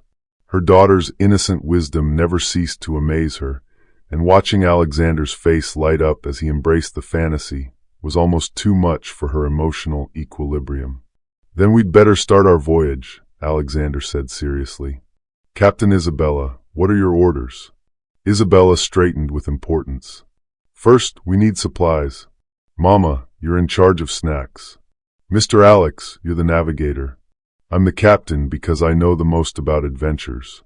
Aye, aye, Captain, Alexander said with a mock salute. As the evening progressed, Nina found herself relaxing in ways she hadn't in months. They played elaborate imagination games, watched The Princess Bride while eating popcorn and candy, and listened to Alexander read The Secret Garden aloud with surprising skill. His deep voice brought the story to life in ways that made Isabella hang on every word. Mr. Alex, Isabella said during a quiet moment as they shared a bag of gummy bears. Are you lonely? The question came out of nowhere, and Nina saw Alexander stiffen slightly. But he considered it seriously, as he did all of Isabella's questions. I was, he said honestly. For a very long time, I was incredibly lonely. But I'm not anymore. Because you have us now. Because I have you now, Alexander confirmed. You and your mama have taught me what it feels like to belong somewhere. Isabella nodded as if this made perfect sense. Mama was lonely too, before we became friends with you. She tried to hide it, but I could tell. Nina's breath caught. She thought she had hidden her isolation better, thought she had protected Isabella from understanding how hard it was to carry everything alone. How could you tell? Alexander asked gently. She used to watch other families at the park, Isabella said. Mamas and daddies playing with their kids, and she'd get this sad look on her face. Like she wanted something she couldn't have. Nina felt heat rise in her cheeks. Isabella, sweetheart. It's okay, Mama, Isabella said, reaching over to pat Nina's hand. You're not sad like that anymore. Now you smile real smiles instead of pretend ones. Alexander looked at Nina with something soft and understanding in his eyes. Real smiles are better than pretend ones, he agreed quietly. Much better, Isabella confirmed. Then, with the mercurial attention span of childhood, she brightened. Can we make s'mores now? I've never had s'mores made with a real fire. We don't have a real fire, Nina pointed out. But we have something better, Alexander said mysteriously. He disappeared for a moment and returned with what appeared to be a small tabletop fireplace. Portable fire. Completely safe, fully contained, perfect for indoor esmores. Nina stared at him. You bought a fireplace for one night? I bought an experience, Alexander corrected. There's a difference. As they roasted marshmallows over the tiny flame, Isabella regaling them with detailed instructions on proper Esmore construction, Nina felt something shift inside her chest. For the first time in years, she felt like part of a family. Not the broken, incomplete unit she and Isabella had formed out of necessity, but something whole and warm and right. I have a confession, Alexander said as Isabella dozed between them later, her head pillowed on his arm and her small hand clutching Nina's. I was terrified you'd say no to tonight. Why? Nina whispered, careful not to wake Isabella. Because I've never wanted anything as much as I wanted this, Alexander admitted. The chance to be normal, to belong somewhere, to matter to people who matter to me. Nina felt her heart skip. You do matter to us. Do I? Alexander's voice was vulnerable in the fairy light glow. Sometimes I still can't believe this is real. That someone like you would give someone like me a chance. Alexander, Nina said softly, you keep talking about yourself like you're some kind of monster. But the man I've gotten to know these past few weeks, he's kind and funny and gentle with my daughter. He's nothing like the person you think you are. Maybe that's because you and Isabella bring out parts of me I didn't know existed, Alexander replied. You make me want to be better than I ever thought I could be. Isabella stirred between them, mumbling something in her sleep about pirate ships and treasure. Nina smoothed her daughter's hair, thinking about treasure and the unexpected forms it could take. Nina, Alexander said quietly, I need to ask you something, and I need you to be completely honest with me. Nina's heart started beating faster. Okay. Are you happy? Here with me like this? Or are you just being kind because you feel sorry for me? Nina turned to look at him fully, seeing the fear and hope warring in his expression. Do you want the truth? Alexander nodded, though she could see him bracing for disappointment. 3 months ago, you were the person I feared most in the world, Nina said quietly. You represented everything I thought was wrong with people who had power, coldness, cruelty, indifference to the struggles of others. Alexander's face fell, but Nina wasn't finished. But now you're the person who makes my daughter laugh every day. You're the man who learned to ice skate because Isabella wanted to teach you, who built a blanket fort because you wanted to give her an adventure. You're someone who listens when we talk, who remembers the little things we care about, who makes us feel valued and important. Nina paused, gathering courage for what she wanted to say next. You asked if I'm happy. Alexander, I'm happier than I've been in years. Not because you can buy us nice things or take us to expensive places, but because when I'm with you, I feel like I'm home. Alexander's eyes glistened in the fairy light glow. Home. Home, Nina confirmed. The place where you're loved exactly as you are, where you belong without having to earn it, where you're safe to be vulnerable and imperfect and real. Isabella shifted again, this time curling closer to Alexander with the instinctive trust of a child who felt completely secure. Nina watched Alexander's face as he looked down at her daughter, seeing love and protectiveness and wonder in his expression. I love her, Alexander whispered, as if the admission surprised him. I love both of you. Nina felt her breath catch. The words hung in the warm air between them, precious and fragile and completely sincere. We love you too, Nina whispered back, and meant it with every fiber of her being. Alexander reached across Isabella's sleeping form to take Nina's hand, their fingers intertwining in the soft light. What happens now? Now we see what tomorrow brings, Nina said. One day at a time, one adventure at a time. Together? Together. As they settled into comfortable silence, the three of them cocooned in blankets and fairy lights and the warm glow of unexpected love, Nina thought about the long journey that had brought them to this moment. Isabella's innocent question on that November day had shattered Alexander's carefully constructed walls, but it had also opened a door to something beautiful and healing for all of them. Outside the fort, snow began to fall against the penthouse windows, but inside their makeshift world, everything was warm and safe and filled with the kind of love that transforms lives in ways both subtle and profound.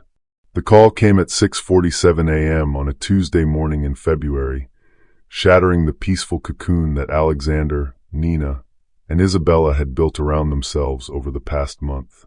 Alexander was in his kitchen, attempting to make pancakes from scratch, a skill Isabella had insisted he needed to master if he was going to be a proper member of their family, when his phone buzzed with the particular ringtone reserved for emergencies. "Kane," he answered, balancing the phone between his shoulder and ear as he tried to flip a pancake that looked more like abstract art than breakfast food.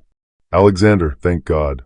The voice belonged to his longtime friend and legal counsel, Theodore Westbrook, and the panic in his tone made Alexander's blood run cold. "We have a problem. A big one." Alexander set down the spatula, giving Theodore his full attention. "What kind of problem?" "The kind that makes front-page news and destroys careers," Theodore said grimly. "Someone leaked photos to the tabloids. You, Nina, and Isabella. At the ice skating rink, at the museum, coming out of your building together. The headline reads, Billionaire's Secret Family, Kane's Hidden Life with Housekeeper and Love Child. The words hit Alexander like physical blows. Love child? Isabella isn't. I know that, and you know that, but the press doesn't care about facts when they have a juicy story, Theodore interrupted. The article implies that you've been having an affair with your employee, and that Isabella is your daughter. It's ugly, Alexander. Really ugly. Alexander sank into one of the kitchen chairs, his mind racing. How bad is it? Bad enough that my phone has been ringing non-stop since 5 a.m. The board is in full panic mode. Meridian stock dropped 12% in pre-market trading. There are protesters outside your building, reporters camped out at Nina's apartment, and someone from Child Protective Services has already called my office asking questions. CPS? Alexander's voice was sharp with alarm. What kind of questions? About Isabella's living situation, about whether she's being exploited or put in danger by your relationship with her mother. Alexander, this is serious. If they decide to investigate, they could remove Isabella from Nina's custody while they sort things out. Alexander felt the room spin around him. The idea of Isabella being taken away from Nina, of their family being torn apart by lies and speculation, was unbearable. What do we do? Damage control, Theodore said immediately. Complete separation from Nina and Isabella, effective immediately. Public statement denying any romantic relationship, emphasizing the professional nature of your interaction. Distance yourself completely until this blows over. No. The word came out with more force than Alexander had intended. Alexander, be reasonable. I said no. Alexander stood up, pacing to the window where he could see reporters gathering on the street below like vultures. I won't abandon them. Not now, not ever. You're not thinking clearly, Theodore said, his voice taking on the patient tone he used when he thought Alexander was being particularly stubborn. This isn't about loyalty or friendship. This is about survival. Yours, your company's, and frankly, there's two. The longer you're associated with them publicly, the worse it gets for everyone involved. Alexander closed his eyes, feeling the weight of impossible choices settling on his shoulders. There has to be another way. There isn't. Not if you want to protect them. The best thing you can do for Nina and Isabella right now is stay away. Before Alexander could respond, he heard the soft sound of footsteps in the hallway. Nina appeared in the kitchen doorway, fully dressed despite the early hour, her face pale and her eyes red-rimmed. I need to call you back, Alexander said into the phone, hanging up without waiting for Theodore's response. Nina, he started, but she held up a hand to stop him. I saw the news, she said quietly. Mrs. Patterson called me at 5:30 this morning. She was worried about the reporters outside my building. Alexander felt his heart break at the defeated tone in her voice. Nina, I'm so sorry. I never wanted this to happen. I never thought. You never thought what? Nina's voice was sharper now, pain making her words cut like glass. That people would notice? That there might be consequences? That caring about us might actually cost you something? That's not fair, Alexander said, moving toward her, but Nina stepped back. Isn't it? You live in a world where everything is controlled, where you can buy your way out of problems or intimidate people into silence. But this is my world, Alexander. This is what it's like when regular people get caught up in the lives of powerful men. We're the ones who pay the price. Alexander felt desperation clawing at his chest. We can fix this. Theodore says you should cut us loose, Nina finished. I heard enough of the conversation. And he's right. No. Alexander's voice was fierce. I won't abandon you. I won't abandon Isabella. You have to. Nina's composure cracked, and Alexander could see the fear and anguish she was trying to hide. Do you know what it was like trying to get Isabella to school this morning? There were photographers yelling questions at a 7-year-old child. Strangers asking her if you're her daddy, if you've ever touched her inappropriately, if her mommy is a gold digger who trapped you with a baby. Alexander felt sick. Nina. She was terrified, Alexander. Completely terrified. She didn't understand why people were being mean to us, why they were saying horrible things about her mama. And you know what the worst part is? I couldn't explain it to her, because I don't understand it either. Tears were streaming down Nina's face now, and Alexander wanted nothing more than to hold her, to comfort her, to promise that everything would be okay. But the distance she was maintaining between them made it clear that comfort wasn't what she wanted from him. I've spent my entire adult life trying to protect Isabella from exactly this kind of attention, Nina continued. From people who would judge her, exploit her, use her as a weapon against me. And in a matter of weeks, I let you into our lives and undid all of that protection. That's not your fault, Alexander said desperately. This is on me. I should have been more careful, should have anticipated. Should have what? Treated us like the shameful secret we obviously are? Alexander recoiled as if she had slapped him. You're not a secret. You're not shameful. You're the best thing that's ever happened to me. Then why does everyone seem to think otherwise? Nina's voice broke on the words. The article. Alexander, the things they're saying about me. About Isabella. They're calling me a manipulative opportunist who seduced her boss and used her child as bait. They're suggesting that Isabella isn't safe with me, that I'm an unfit mother who puts men before my daughter's welfare. Alexander felt rage building in his chest, not at Nina, but at the system that would tear apart an innocent family for the sake of a story. The people saying those things don't know you. They don't know how incredible you are, how much you love Isabella, how much you've sacrificed for her. But they have power, Nina said quietly. Just like you have power. And when powerful people decide someone is expendable, the truth doesn't matter. The words hung between them like a blade, cutting through all the warmth and trust they had built over the past months. Alexander could see Nina pulling away from him emotionally, rebuilding the walls he had worked so hard to help her tear down. Nina, please, Alexander said, his voice breaking. Don't do this. Don't let them win by pushing me away. I'm not pushing you away, Nina said, though her words contradicted her actions. I'm protecting my daughter, like I should have done from the beginning. Isabella loves me, Alexander said desperately. And I love her. I love both of you.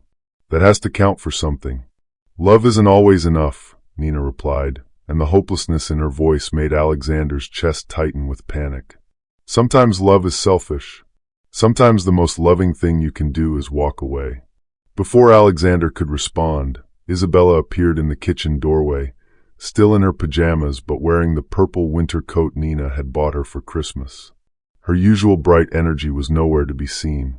Instead, she looked small and frightened and confused. Mama? Isabella's voice was barely a whisper. Are we leaving? Nina knelt down to Isabella's level, her face transforming with maternal protectiveness. Yes, baby. We're going to stay with Aunt Carmen for a while. But what about Mr. Alex? Isabella looked between her mother and Alexander with wide, worried eyes. Is he coming too? Nina's composure finally shattered completely. No, sweetheart. Mr. Alex has to stay here. But why? Isabella's voice rose with distress. Did we do something wrong? Did I do something wrong? No, baby, you didn't do anything wrong.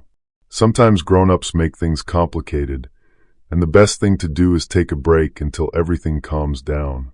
Isabella looked at Alexander with the kind of trust that could break a grown man's heart. "Mr. Alex, you'll come find us when everything's okay, right? You promised you wouldn't leave us." Alexander knelt down beside Nina, his hands shaking as he reached out to touch Isabella's face. "I did promise that, didn't I?" Isabella nodded solemnly. "You said promises are sacred, that you never break sacred promises." Alexander felt tears burning behind his eyes. He had said that during one of their afternoon conversations about integrity and honor, and he had meant it with every fiber of his being. But now, faced with the choice between keeping his promise and protecting the two people he loved most in the world, he found himself in an impossible position. "Sometimes," Alexander said carefully, his voice thick with emotion, "keeping one promise means breaking another. And sometimes we have to choose which promise is more important." Isabella frowned, processing this with the serious concentration she brought to all complex problems. "What promise is more important than your promise to us?" Alexander looked at Nina, seeing his own anguish reflected in her dark eyes. "My promise to keep you safe, even if keeping you safe means letting you go." Isabella's lower lip trembled. "But I don't want to be safe if it means you can't be with us." The simple honesty of her words broke something fundamental inside Alexander's chest. This was what he had been afraid of his entire life, loving someone so much that losing them would destroy him. And now it was happening, and there was nothing his money or power or influence could do to stop it. "I know, sweetheart," Alexander whispered, pulling Isabella into a fierce hug. "I don't want that either. But sometimes the people we love most have to make sacrifices to protect each other. Will you still love us even if we're not together?" Isabella asked, her small arms tight around his neck. "Forever and always," Alexander promised, his voice breaking on the words. "Nothing in this world could ever change how much I love you and your mama." Isabella pulled back to look at him seriously. "Then this isn't really goodbye, is it? Because love doesn't end just because people go away." Alexander felt his heart shatter and rebuild itself in the space of a single breath.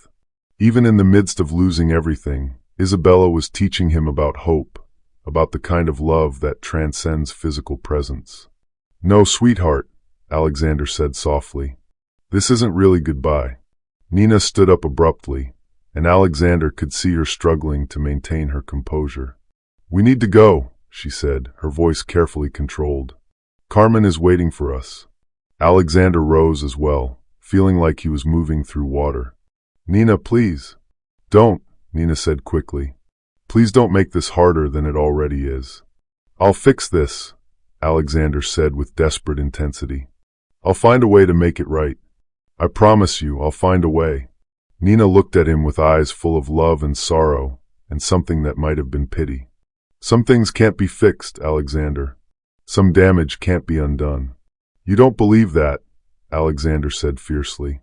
"The woman I fell in love with doesn't give up. She fights for what matters." "The woman you fell in love with doesn't have a 7-year-old daughter whose picture is being splashed across tabloids," Nina replied. "The woman you fell in love with doesn't have to worry about Child Protective Services deciding she's an unfit mother because she associated with the wrong person." The words hit Alexander like physical blows. "I'm the wrong person?" Nina's face crumpled. "You're the best person I've ever known. But you're also the most dangerous person I've ever known, because loving you means risking everything I have that actually matters." Isabella, who had been listening to this exchange with growing distress, suddenly spoke up. "Stop fighting," she said, her voice sharp with authority. "Mama, Mr. Alex, stop being mean to each other." Both adults looked down at her, chastened by her rebuke. "Fighting doesn't fix anything," Isabella continued with the wisdom that consistently amazed the adults in her life. "It just makes everyone sad, and we're already sad enough."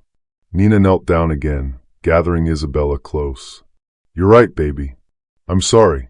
"Mr. Alex?" Isabella looked at him expectantly.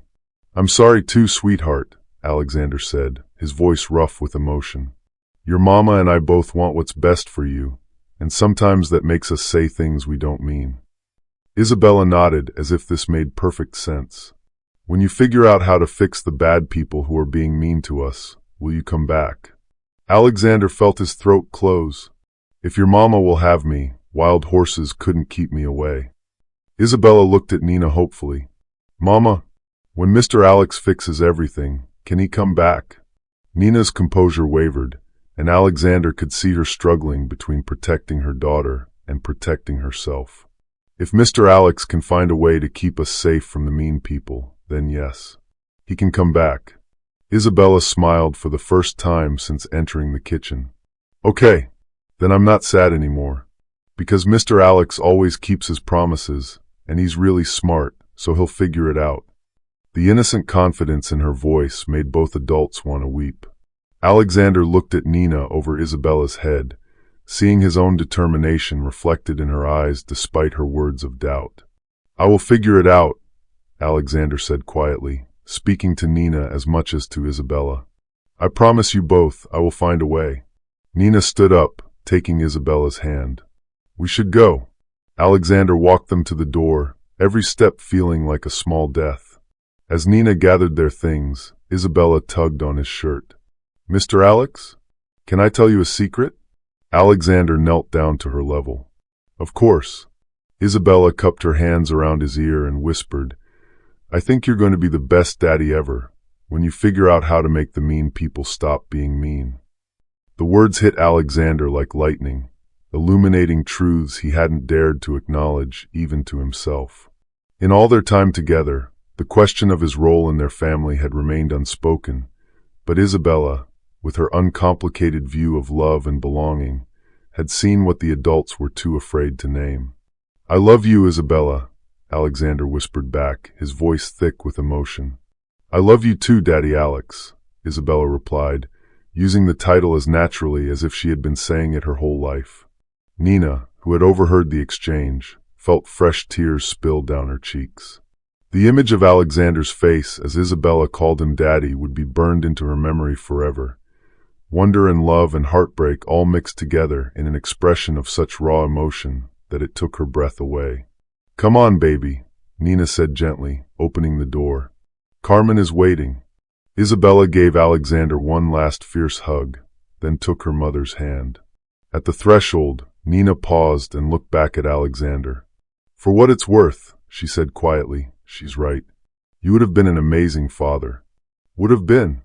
Alexander's voice was sharp with pain. Nina's smile was heartbreaking in its sadness. Some dreams are too dangerous to keep dreaming, Alexander. Sometimes loving someone means letting them go before the world destroys them.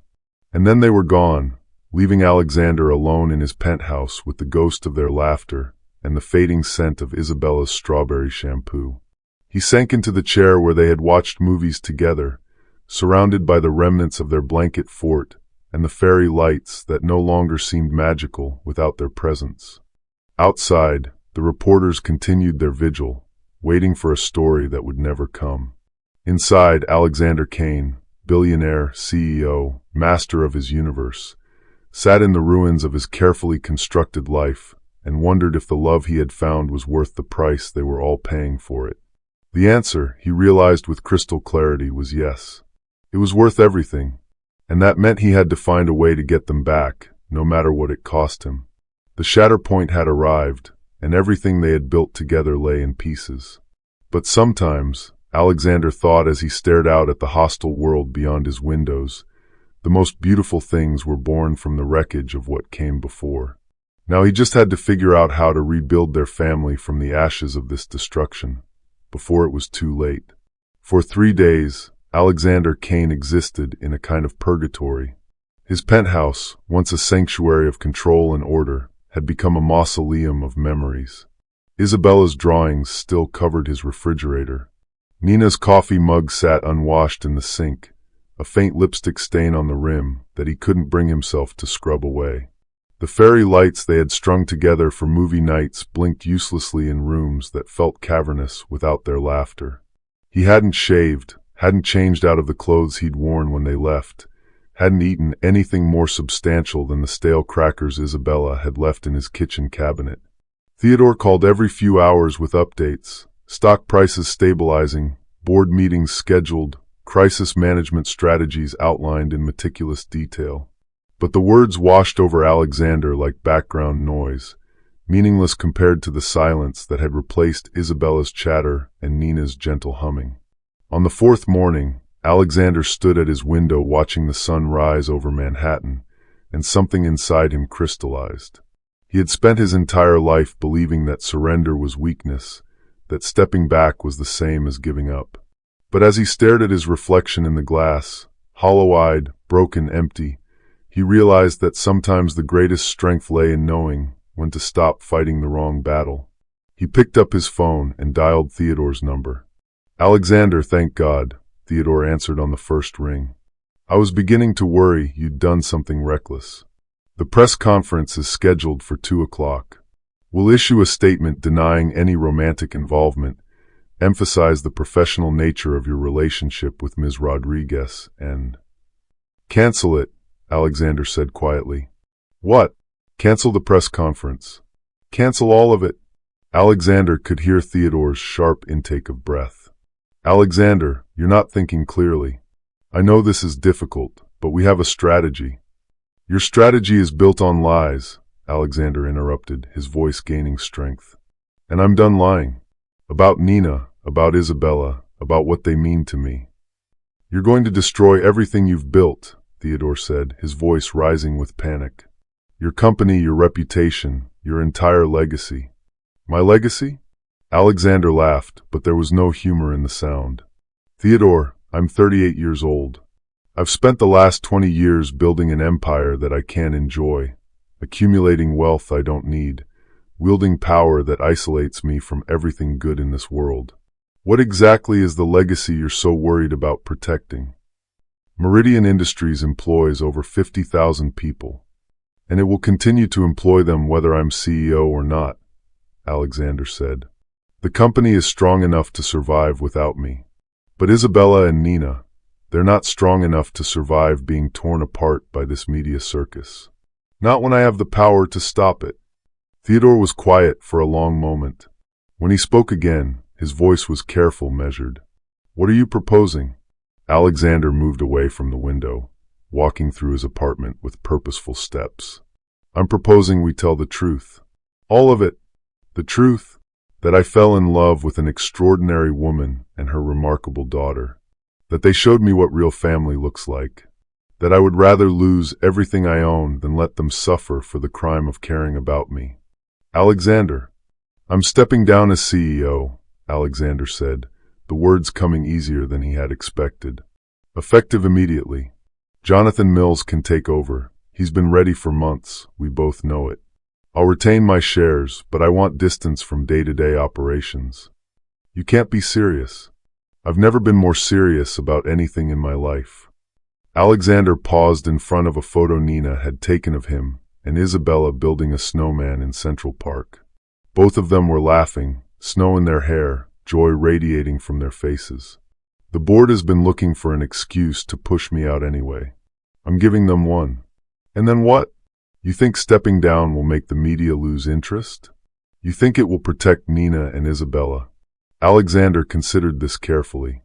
"No, but it will send a message that I'm serious about putting their welfare above my own interests. And it will give me the freedom to fight for them without worrying about shareholders and board meetings and quarterly reports." "Fight how?" "I don't know yet," Alexander admitted. "But I know that hiding behind corporate walls and letting lawyers speak for me isn't working. Nina thinks I see her as a liability, something to be managed and contained. She thinks I'll choose my old life over our new one when push comes to shove. I need to show her she's wrong." Theodore sighed heavily. "Alexander, I've been your friend for 15 years. I've seen you make brilliant decisions and catastrophic mistakes. This feels like a catastrophic mistake." "Maybe," Alexander said, "but living without them feels like dying slowly. So if I have to choose between a catastrophic mistake and a slow death, I choose the mistake." "What do you want me to do?" Alexander felt a surge of gratitude for his friend's loyalty, even in the face of what Theodore clearly considered madness. "Draft my resignation letter. Schedule a board meeting for this afternoon. And get me Nina's sister's address." "Alexander." "I'm not going to show up unannounced and make things worse," Alexander said quickly. I just need to know where they are. I need to know they're safe. After he hung up with Theodore, Alexander stood in the center of his living room and tried to imagine a different life. A smaller apartment, maybe in Queens near Nina's sister. A regular job, one that didn't require 12-hour days and constant travel. Birthday parties in cramped kitchens, family dinners around a table that wasn't big enough for formal place settings, bedtime stories read under blanket forts instead of crystal chandeliers. The image should have terrified him. For 20 years, his identity had been built around success, around being the youngest CEO in his industry, around having more money than he could spend in 3 lifetimes. But as he pictured Isabella's face lighting up when he walked through the door, as he imagined Nina's gentle laugh filling a modest home with warmth, he felt something he hadn't experienced since childhood: peace. His phone rang, jarring him from his reverie. He glanced at the screen, expecting to see Theodore's name, but instead saw a number he didn't recognize. Hello, Mr. Kane? The voice was young, female, and vaguely familiar. Yes. This is Carmen Rodriguez, Nina's sister. We need to talk. Alexander's pulse quickened. Is Nina okay? Is Isabella? They're physically fine, Carmen said quickly. But Nina is falling apart, and Isabella hasn't stopped asking for you. She's convinced you're going to come rescue them from the mean people, and I don't have the heart to tell her that fairy tales don't come true. Alexander closed his eyes, feeling the weight of Isabella's faith in him. Carmen, I want to see them. I know Nina thinks it's too dangerous, but... It is dangerous, Carmen interrupted. There are reporters outside my building now. They followed Nina here, and they're not leaving. My neighbors are furious. Isabella can't go to school, and Nina hasn't slept in 3 days. Then let me fix it, Alexander said desperately. Let me take the heat off all of you. How? Alexander took a deep breath. By telling the truth. By making it clear that this isn't some sordid scandal, but a love story. By showing the world that Nina and Isabella aren't victims or opportunists, they're my family. Carmen was quiet for a long moment. Nina won't see you. I know. She's scared, Mr. Kane. More scared than I've ever seen her. She thinks that loving you was the biggest mistake she ever made. The words hit Alexander like a physical blow. And what do you think? I think, Carmen said carefully, that I've never seen my sister as happy as she was these past few months. I think Isabella has been talking about you nonstop since she was 3 years old, wondering why she didn't have a daddy like other kids, and you're the first person who ever filled that space in her heart. Alexander felt hope flutter in his chest. But I also think Nina is right to be scared. You live in a different world, Mr. Kane. A world where people like us are disposable. And I won't let you break their hearts twice. I would never. Wouldn't you? Carmen's voice was sharp. When the next crisis comes, when keeping them becomes inconvenient or costly, won't you do exactly what you're doing now? Won't you calculate that their welfare is worth less than your comfort? Alexander felt the accusation like a slap. You think I'm abandoning them? I think you're a rich man who got bored with his empty life and decided to play house with the help, Carmen said bluntly. And when playing house got complicated, you're letting lawyers and publicists convince you that the smart thing to do is cut your losses. You're wrong, Alexander said, but even as he said it, he could hear how it sounded from Carmen's perspective. How it must look to Nina, watching him retreat behind corporate walls while she and Isabella faced the consequences of their relationship alone. Prove it, Carmen said simply. How? Come here. Not to my building. The reporters will have a field day. But there's a playground 6 blocks away, Astoria Park. Tomorrow at sunset. If you can get there without an entourage of bodyguards and lawyers, if you can sit on a park bench like a normal person and talk to Nina like she's more than just a problem to be solved, maybe I'll believe you're serious. Alexander felt his pulse quicken. Will she be there? I don't know, Carmen admitted. But Isabella will be. She goes there every day to swing on the swings and tell me stories about all the adventures she's going to have with her daddy Alex when you come back. Maybe seeing her will remind you what you're really fighting for. After Carmen hung up, Alexander stood in his empty apartment and felt the full weight of the choice before him. He could continue down the path Theodore had laid out: denials, distance, damage control. It was the safe path, the logical path, the path that would preserve his status and protect his company. Or he could walk away from everything he had built and fight for the family he had found. The decision, when it came, was easier than breathing. Alexander opened his laptop and began typing. Asterisk to the board of directors of Meridian Industries. Effective immediately, I am resigning from my position as Chief Executive Officer. This decision comes after careful consideration of my personal priorities and professional responsibilities. Over the past month, I have been privileged to experience something I never thought possible: unconditional love. Not the conditional approval I earned through achievement, not the transactional relationships I built through power and wealth, but the pure, generous love of a woman and child who saw something worthy in me even when I couldn't see it myself. The media has characterized my relationship with Nina Rodriguez and her daughter Isabella as scandalous, inappropriate, or opportunistic. I want to state, for the record, that these characterizations are false. Nina is not my employee's girlfriend or my secret mistress. She is the woman I want to marry. Isabella is not my biological child, but she is the daughter of my heart, and I hope someday to earn the right to be her father in every way that matters. I have spent 20 years building this company, and I am proud of what we have accomplished together.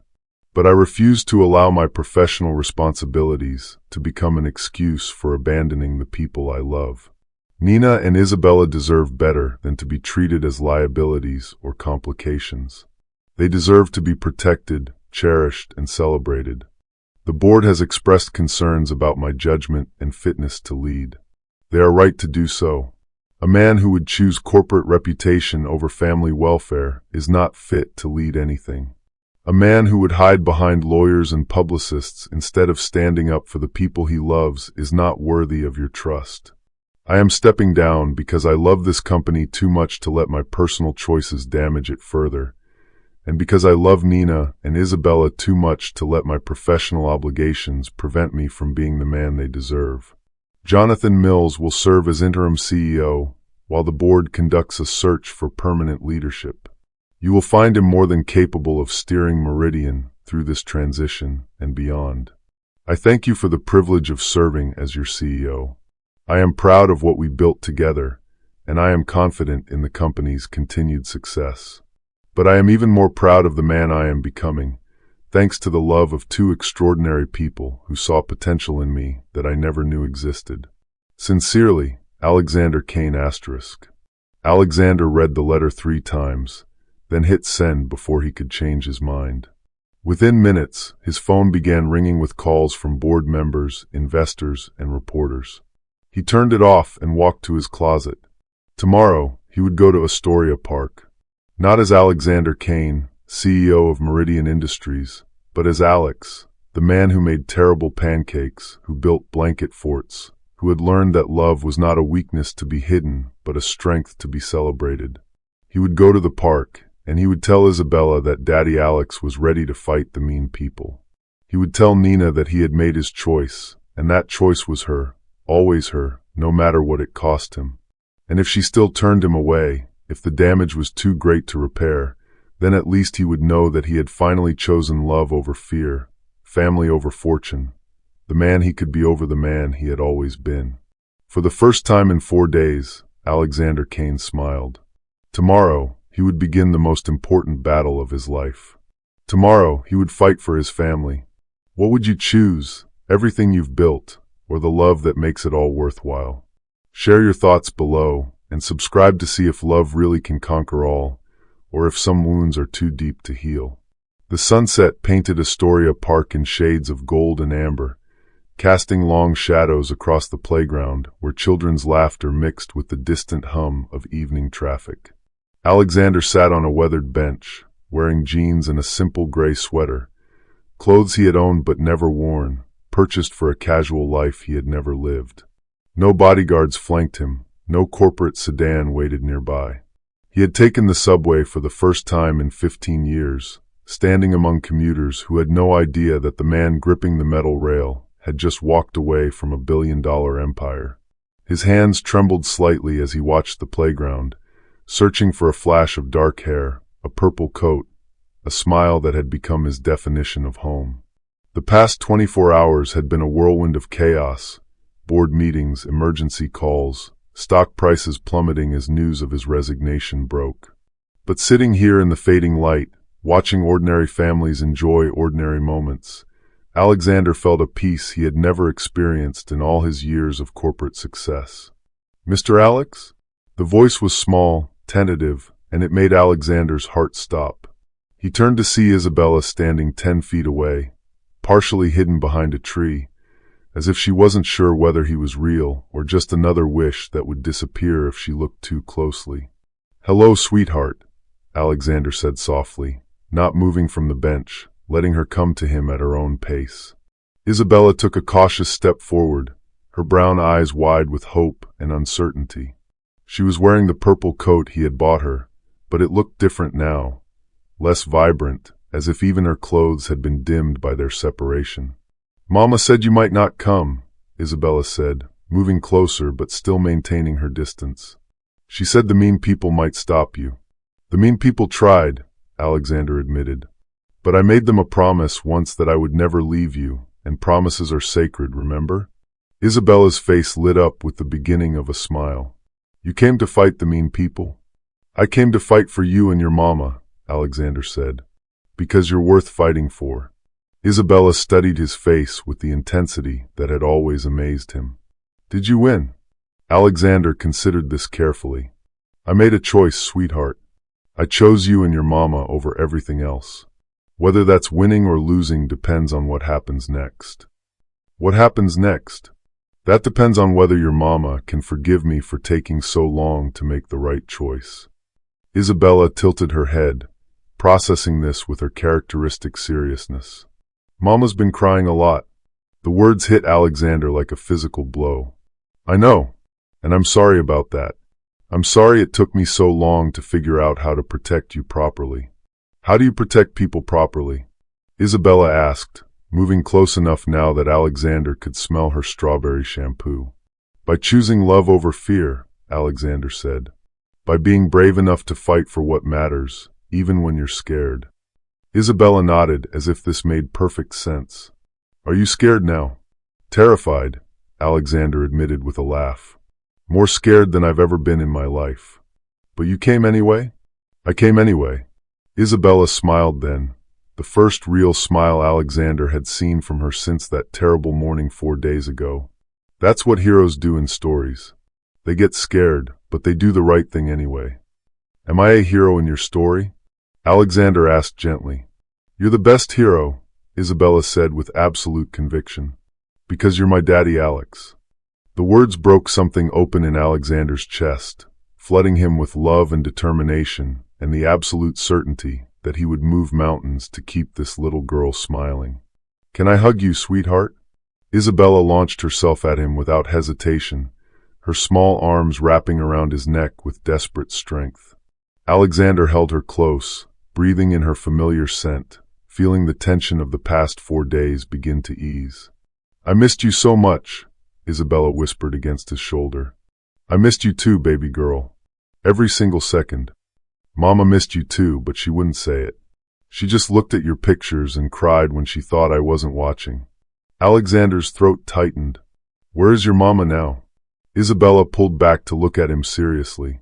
"She's hiding behind the big tree over there. She's been watching since you got here, but she's scared to come talk to you." Alexander looked in the direction Isabella indicated and saw Nina partially concealed behind an old oak tree, her dark hair falling around her face like a curtain.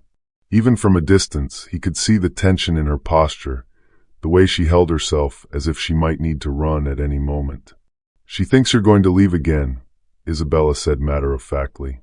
"I told her you wouldn't, but grown-ups don't believe kids sometimes, even when kids are right." "What do you think I should do?" Alexander asked, valuing Isabella's wisdom more than any corporate advisor he had ever consulted. Isabella considered this with the gravity of a judge weighing evidence. "You should tell her the truth. All of it, even the scary parts. What if the truth makes her want to stay hidden?" Then you wait, Isabella said simply. Because sometimes people need time to remember that love is stronger than scary things. Alexander marveled at the depth of understanding in her 7-year-old heart. When did you get so wise? Mama says I have an old soul, Isabella said proudly. And Uncle Carmen says I get it from watching too many grown-ups make simple things complicated. Alexander laughed despite the emotional weight of the moment. Your Uncle Carmen might be right about that. Are you going to go talk to Mama now? Alexander looked toward the tree where Nina waited, her silhouette frozen between approaching and fleeing. Would that be okay with you? Isabella nodded solemnly. But Mr. Alex, when you talk to Mama, remember that she's scared because she loves us so much. Sometimes love makes people do things that don't make sense because they're trying to protect the people they care about. The insight took Alexander's breath away. At 7 years old, Isabella understood something that had taken him 38 years to learn. That fear and love often wore the same face, that the people who pulled away were sometimes the ones who cared the most. I'll remember that, Alexander promised, kissing Isabella's forehead. Will you wait here while I talk to your mama? I'll be right here on the swings, Isabella said, pointing to the playground equipment. And Mr. Alex? Tell Mama that I said it's okay to be brave. Sometimes being brave is scary, but it's worth it when it means our family can be together. Alexander watched Isabella skip toward the swings, her purple coat bright against the gathering dusk, and felt his heart swell with pride and love. Then he turned toward the oak tree where Nina waited, every step carrying the weight of their entire future. Nina saw him approaching and stepped out from behind the tree, her chin raised in a gesture of defiance that couldn't quite hide the vulnerability in her eyes. She looked tired, Alexander realized, bone-deep exhausted in a way that had nothing to do with lack of sleep and everything to do with trying to hold herself together while her world fell apart. You came, she said when he was close enough to hear her voice. I promised I would, Alexander replied, stopping a few feet away, giving her space to process his presence. Promises are easy to make when you're not the one paying the price for keeping them, Nina said, but there was no real anger in her voice, just a sadness that made Alexander's chest ache. You're right, Alexander said, and Nina's eyes widened slightly at his immediate agreement. I made promises from the safety of my penthouse, surrounded by lawyers and publicists and people whose job it is to protect me from consequences. And when those consequences found you and Isabella instead of me, I let other people convince me that the right thing to do was step back and let the storm pass. Nina's composure wavered. Alexander.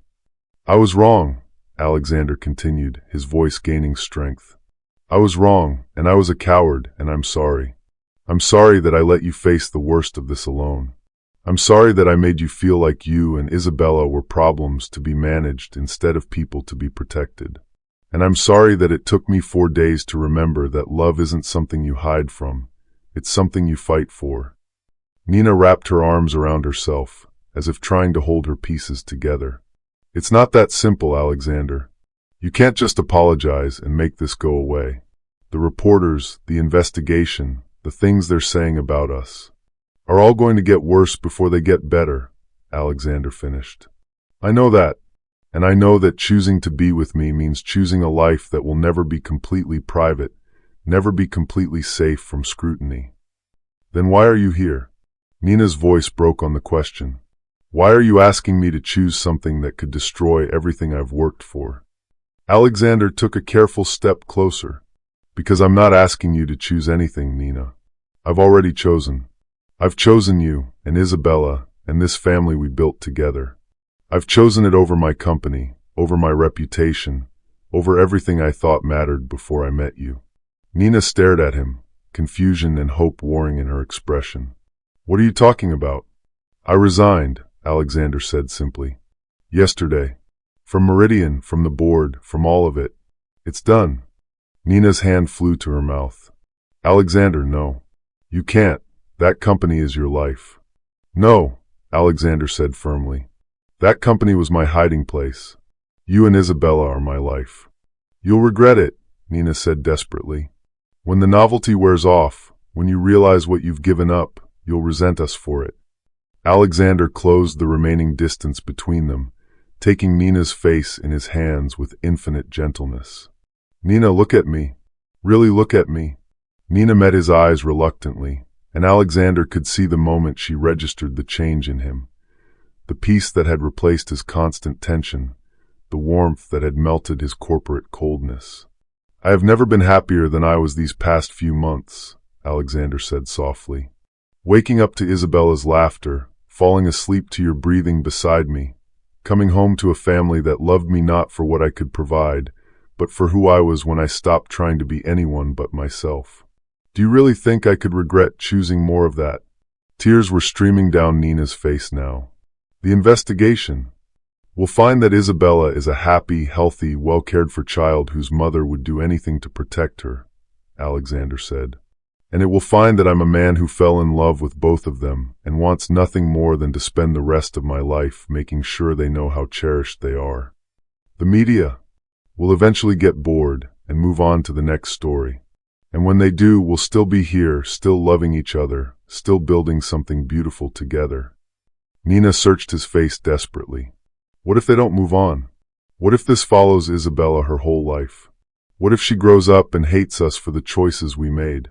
Alexander smiled, thinking of the wise little girl on the swings who had just taught him about the relationship between love and courage. "Then we'll deal with it together. All three of us. Because that's what families do.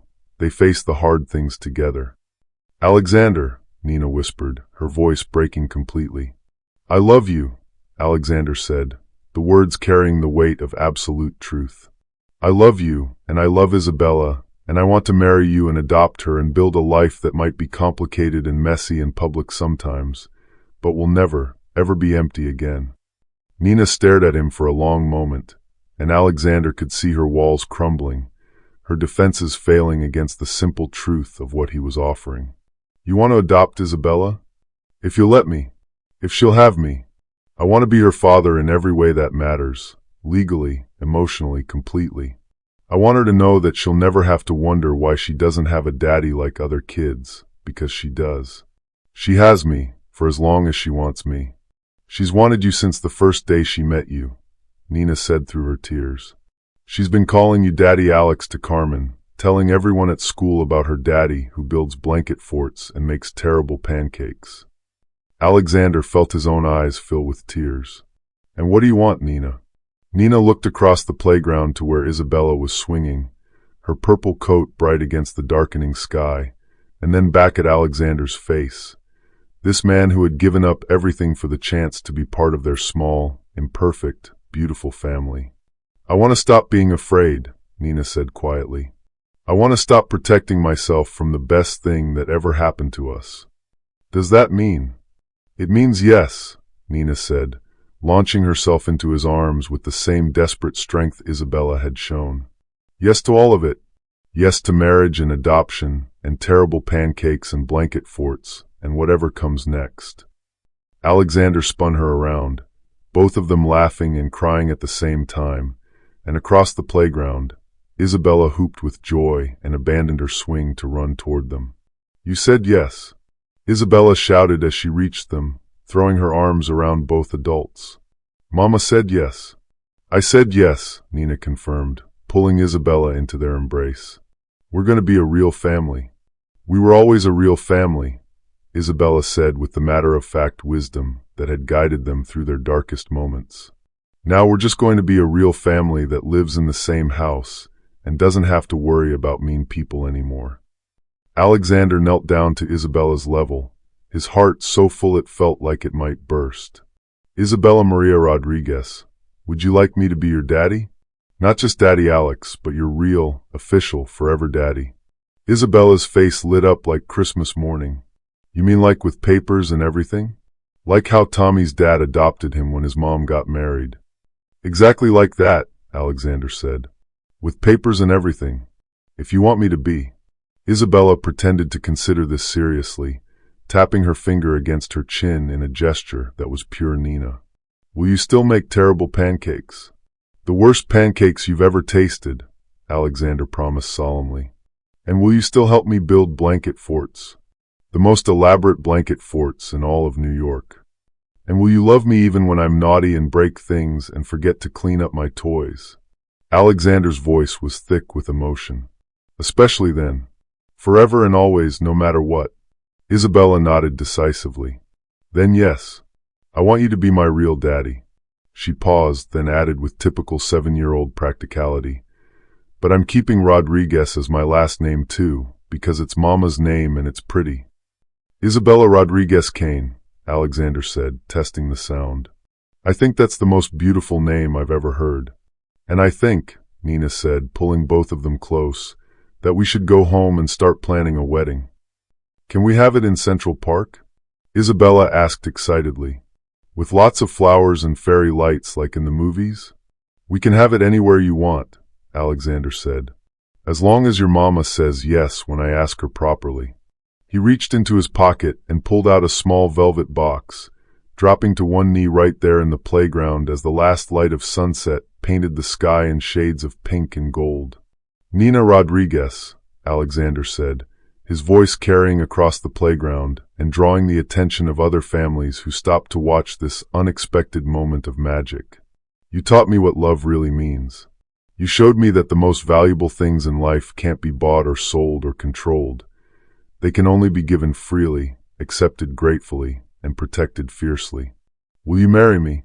Nina looked down at the man kneeling in the dirt of a queen's playground, offering her a ring that probably cost more than she made in a year, surrounded by curious strangers and the child who had brought them together with 7 innocent words.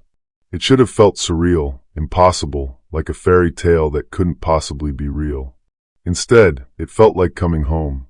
Yes, Nina said, her voice carrying clearly in the evening air. Yes, I'll marry you, Alexander Kane. The scattered families in the playground burst into spontaneous applause as Alexander slipped the ring onto Nina's finger and stood to kiss her with all the passion and promise of their new beginning. Isabella danced around them, clapping and cheering, and somewhere in the distance, Carmen Rodriguez wiped tears from her eyes as she watched her sister find her happily ever after.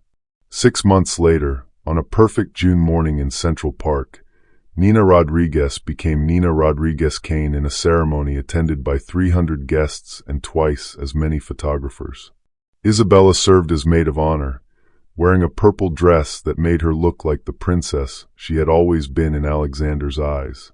The fairy lights she had requested were strung through the trees, creating a canopy of stars beneath the Manhattan sky. Alexander's resignation from Meridian had indeed caused a media sensation, but the story that emerged was not the scandal the tabloids had hoped for.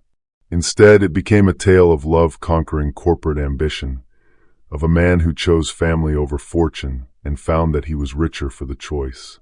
The stock price recovered within 3 months. Jonathan Mills proved to be an excellent CEO, and Alexander discovered that he was much better suited to running the charitable foundation he established than he had ever been to running a corporation. Nina went back to school, studying early childhood education with Alexander's enthusiastic support. Isabella thrived in her new school, where she was known not as the daughter of a scandal, but as the little girl whose daddy came to every school play and whose mother made the best cookies for class parties.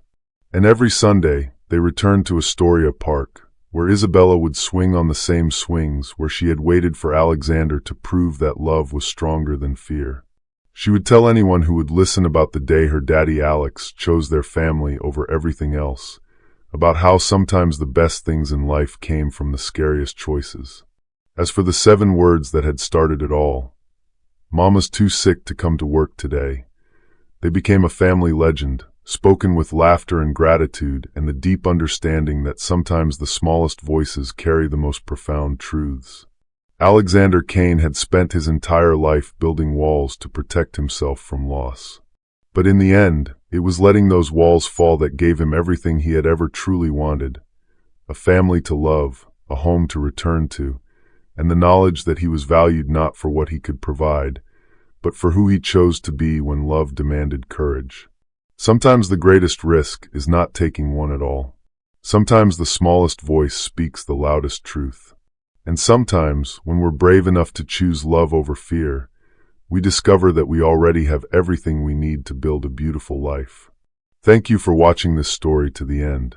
If you enjoyed this story, you will surely love the next one. It's as interesting as you can ever imagine. So do check it out.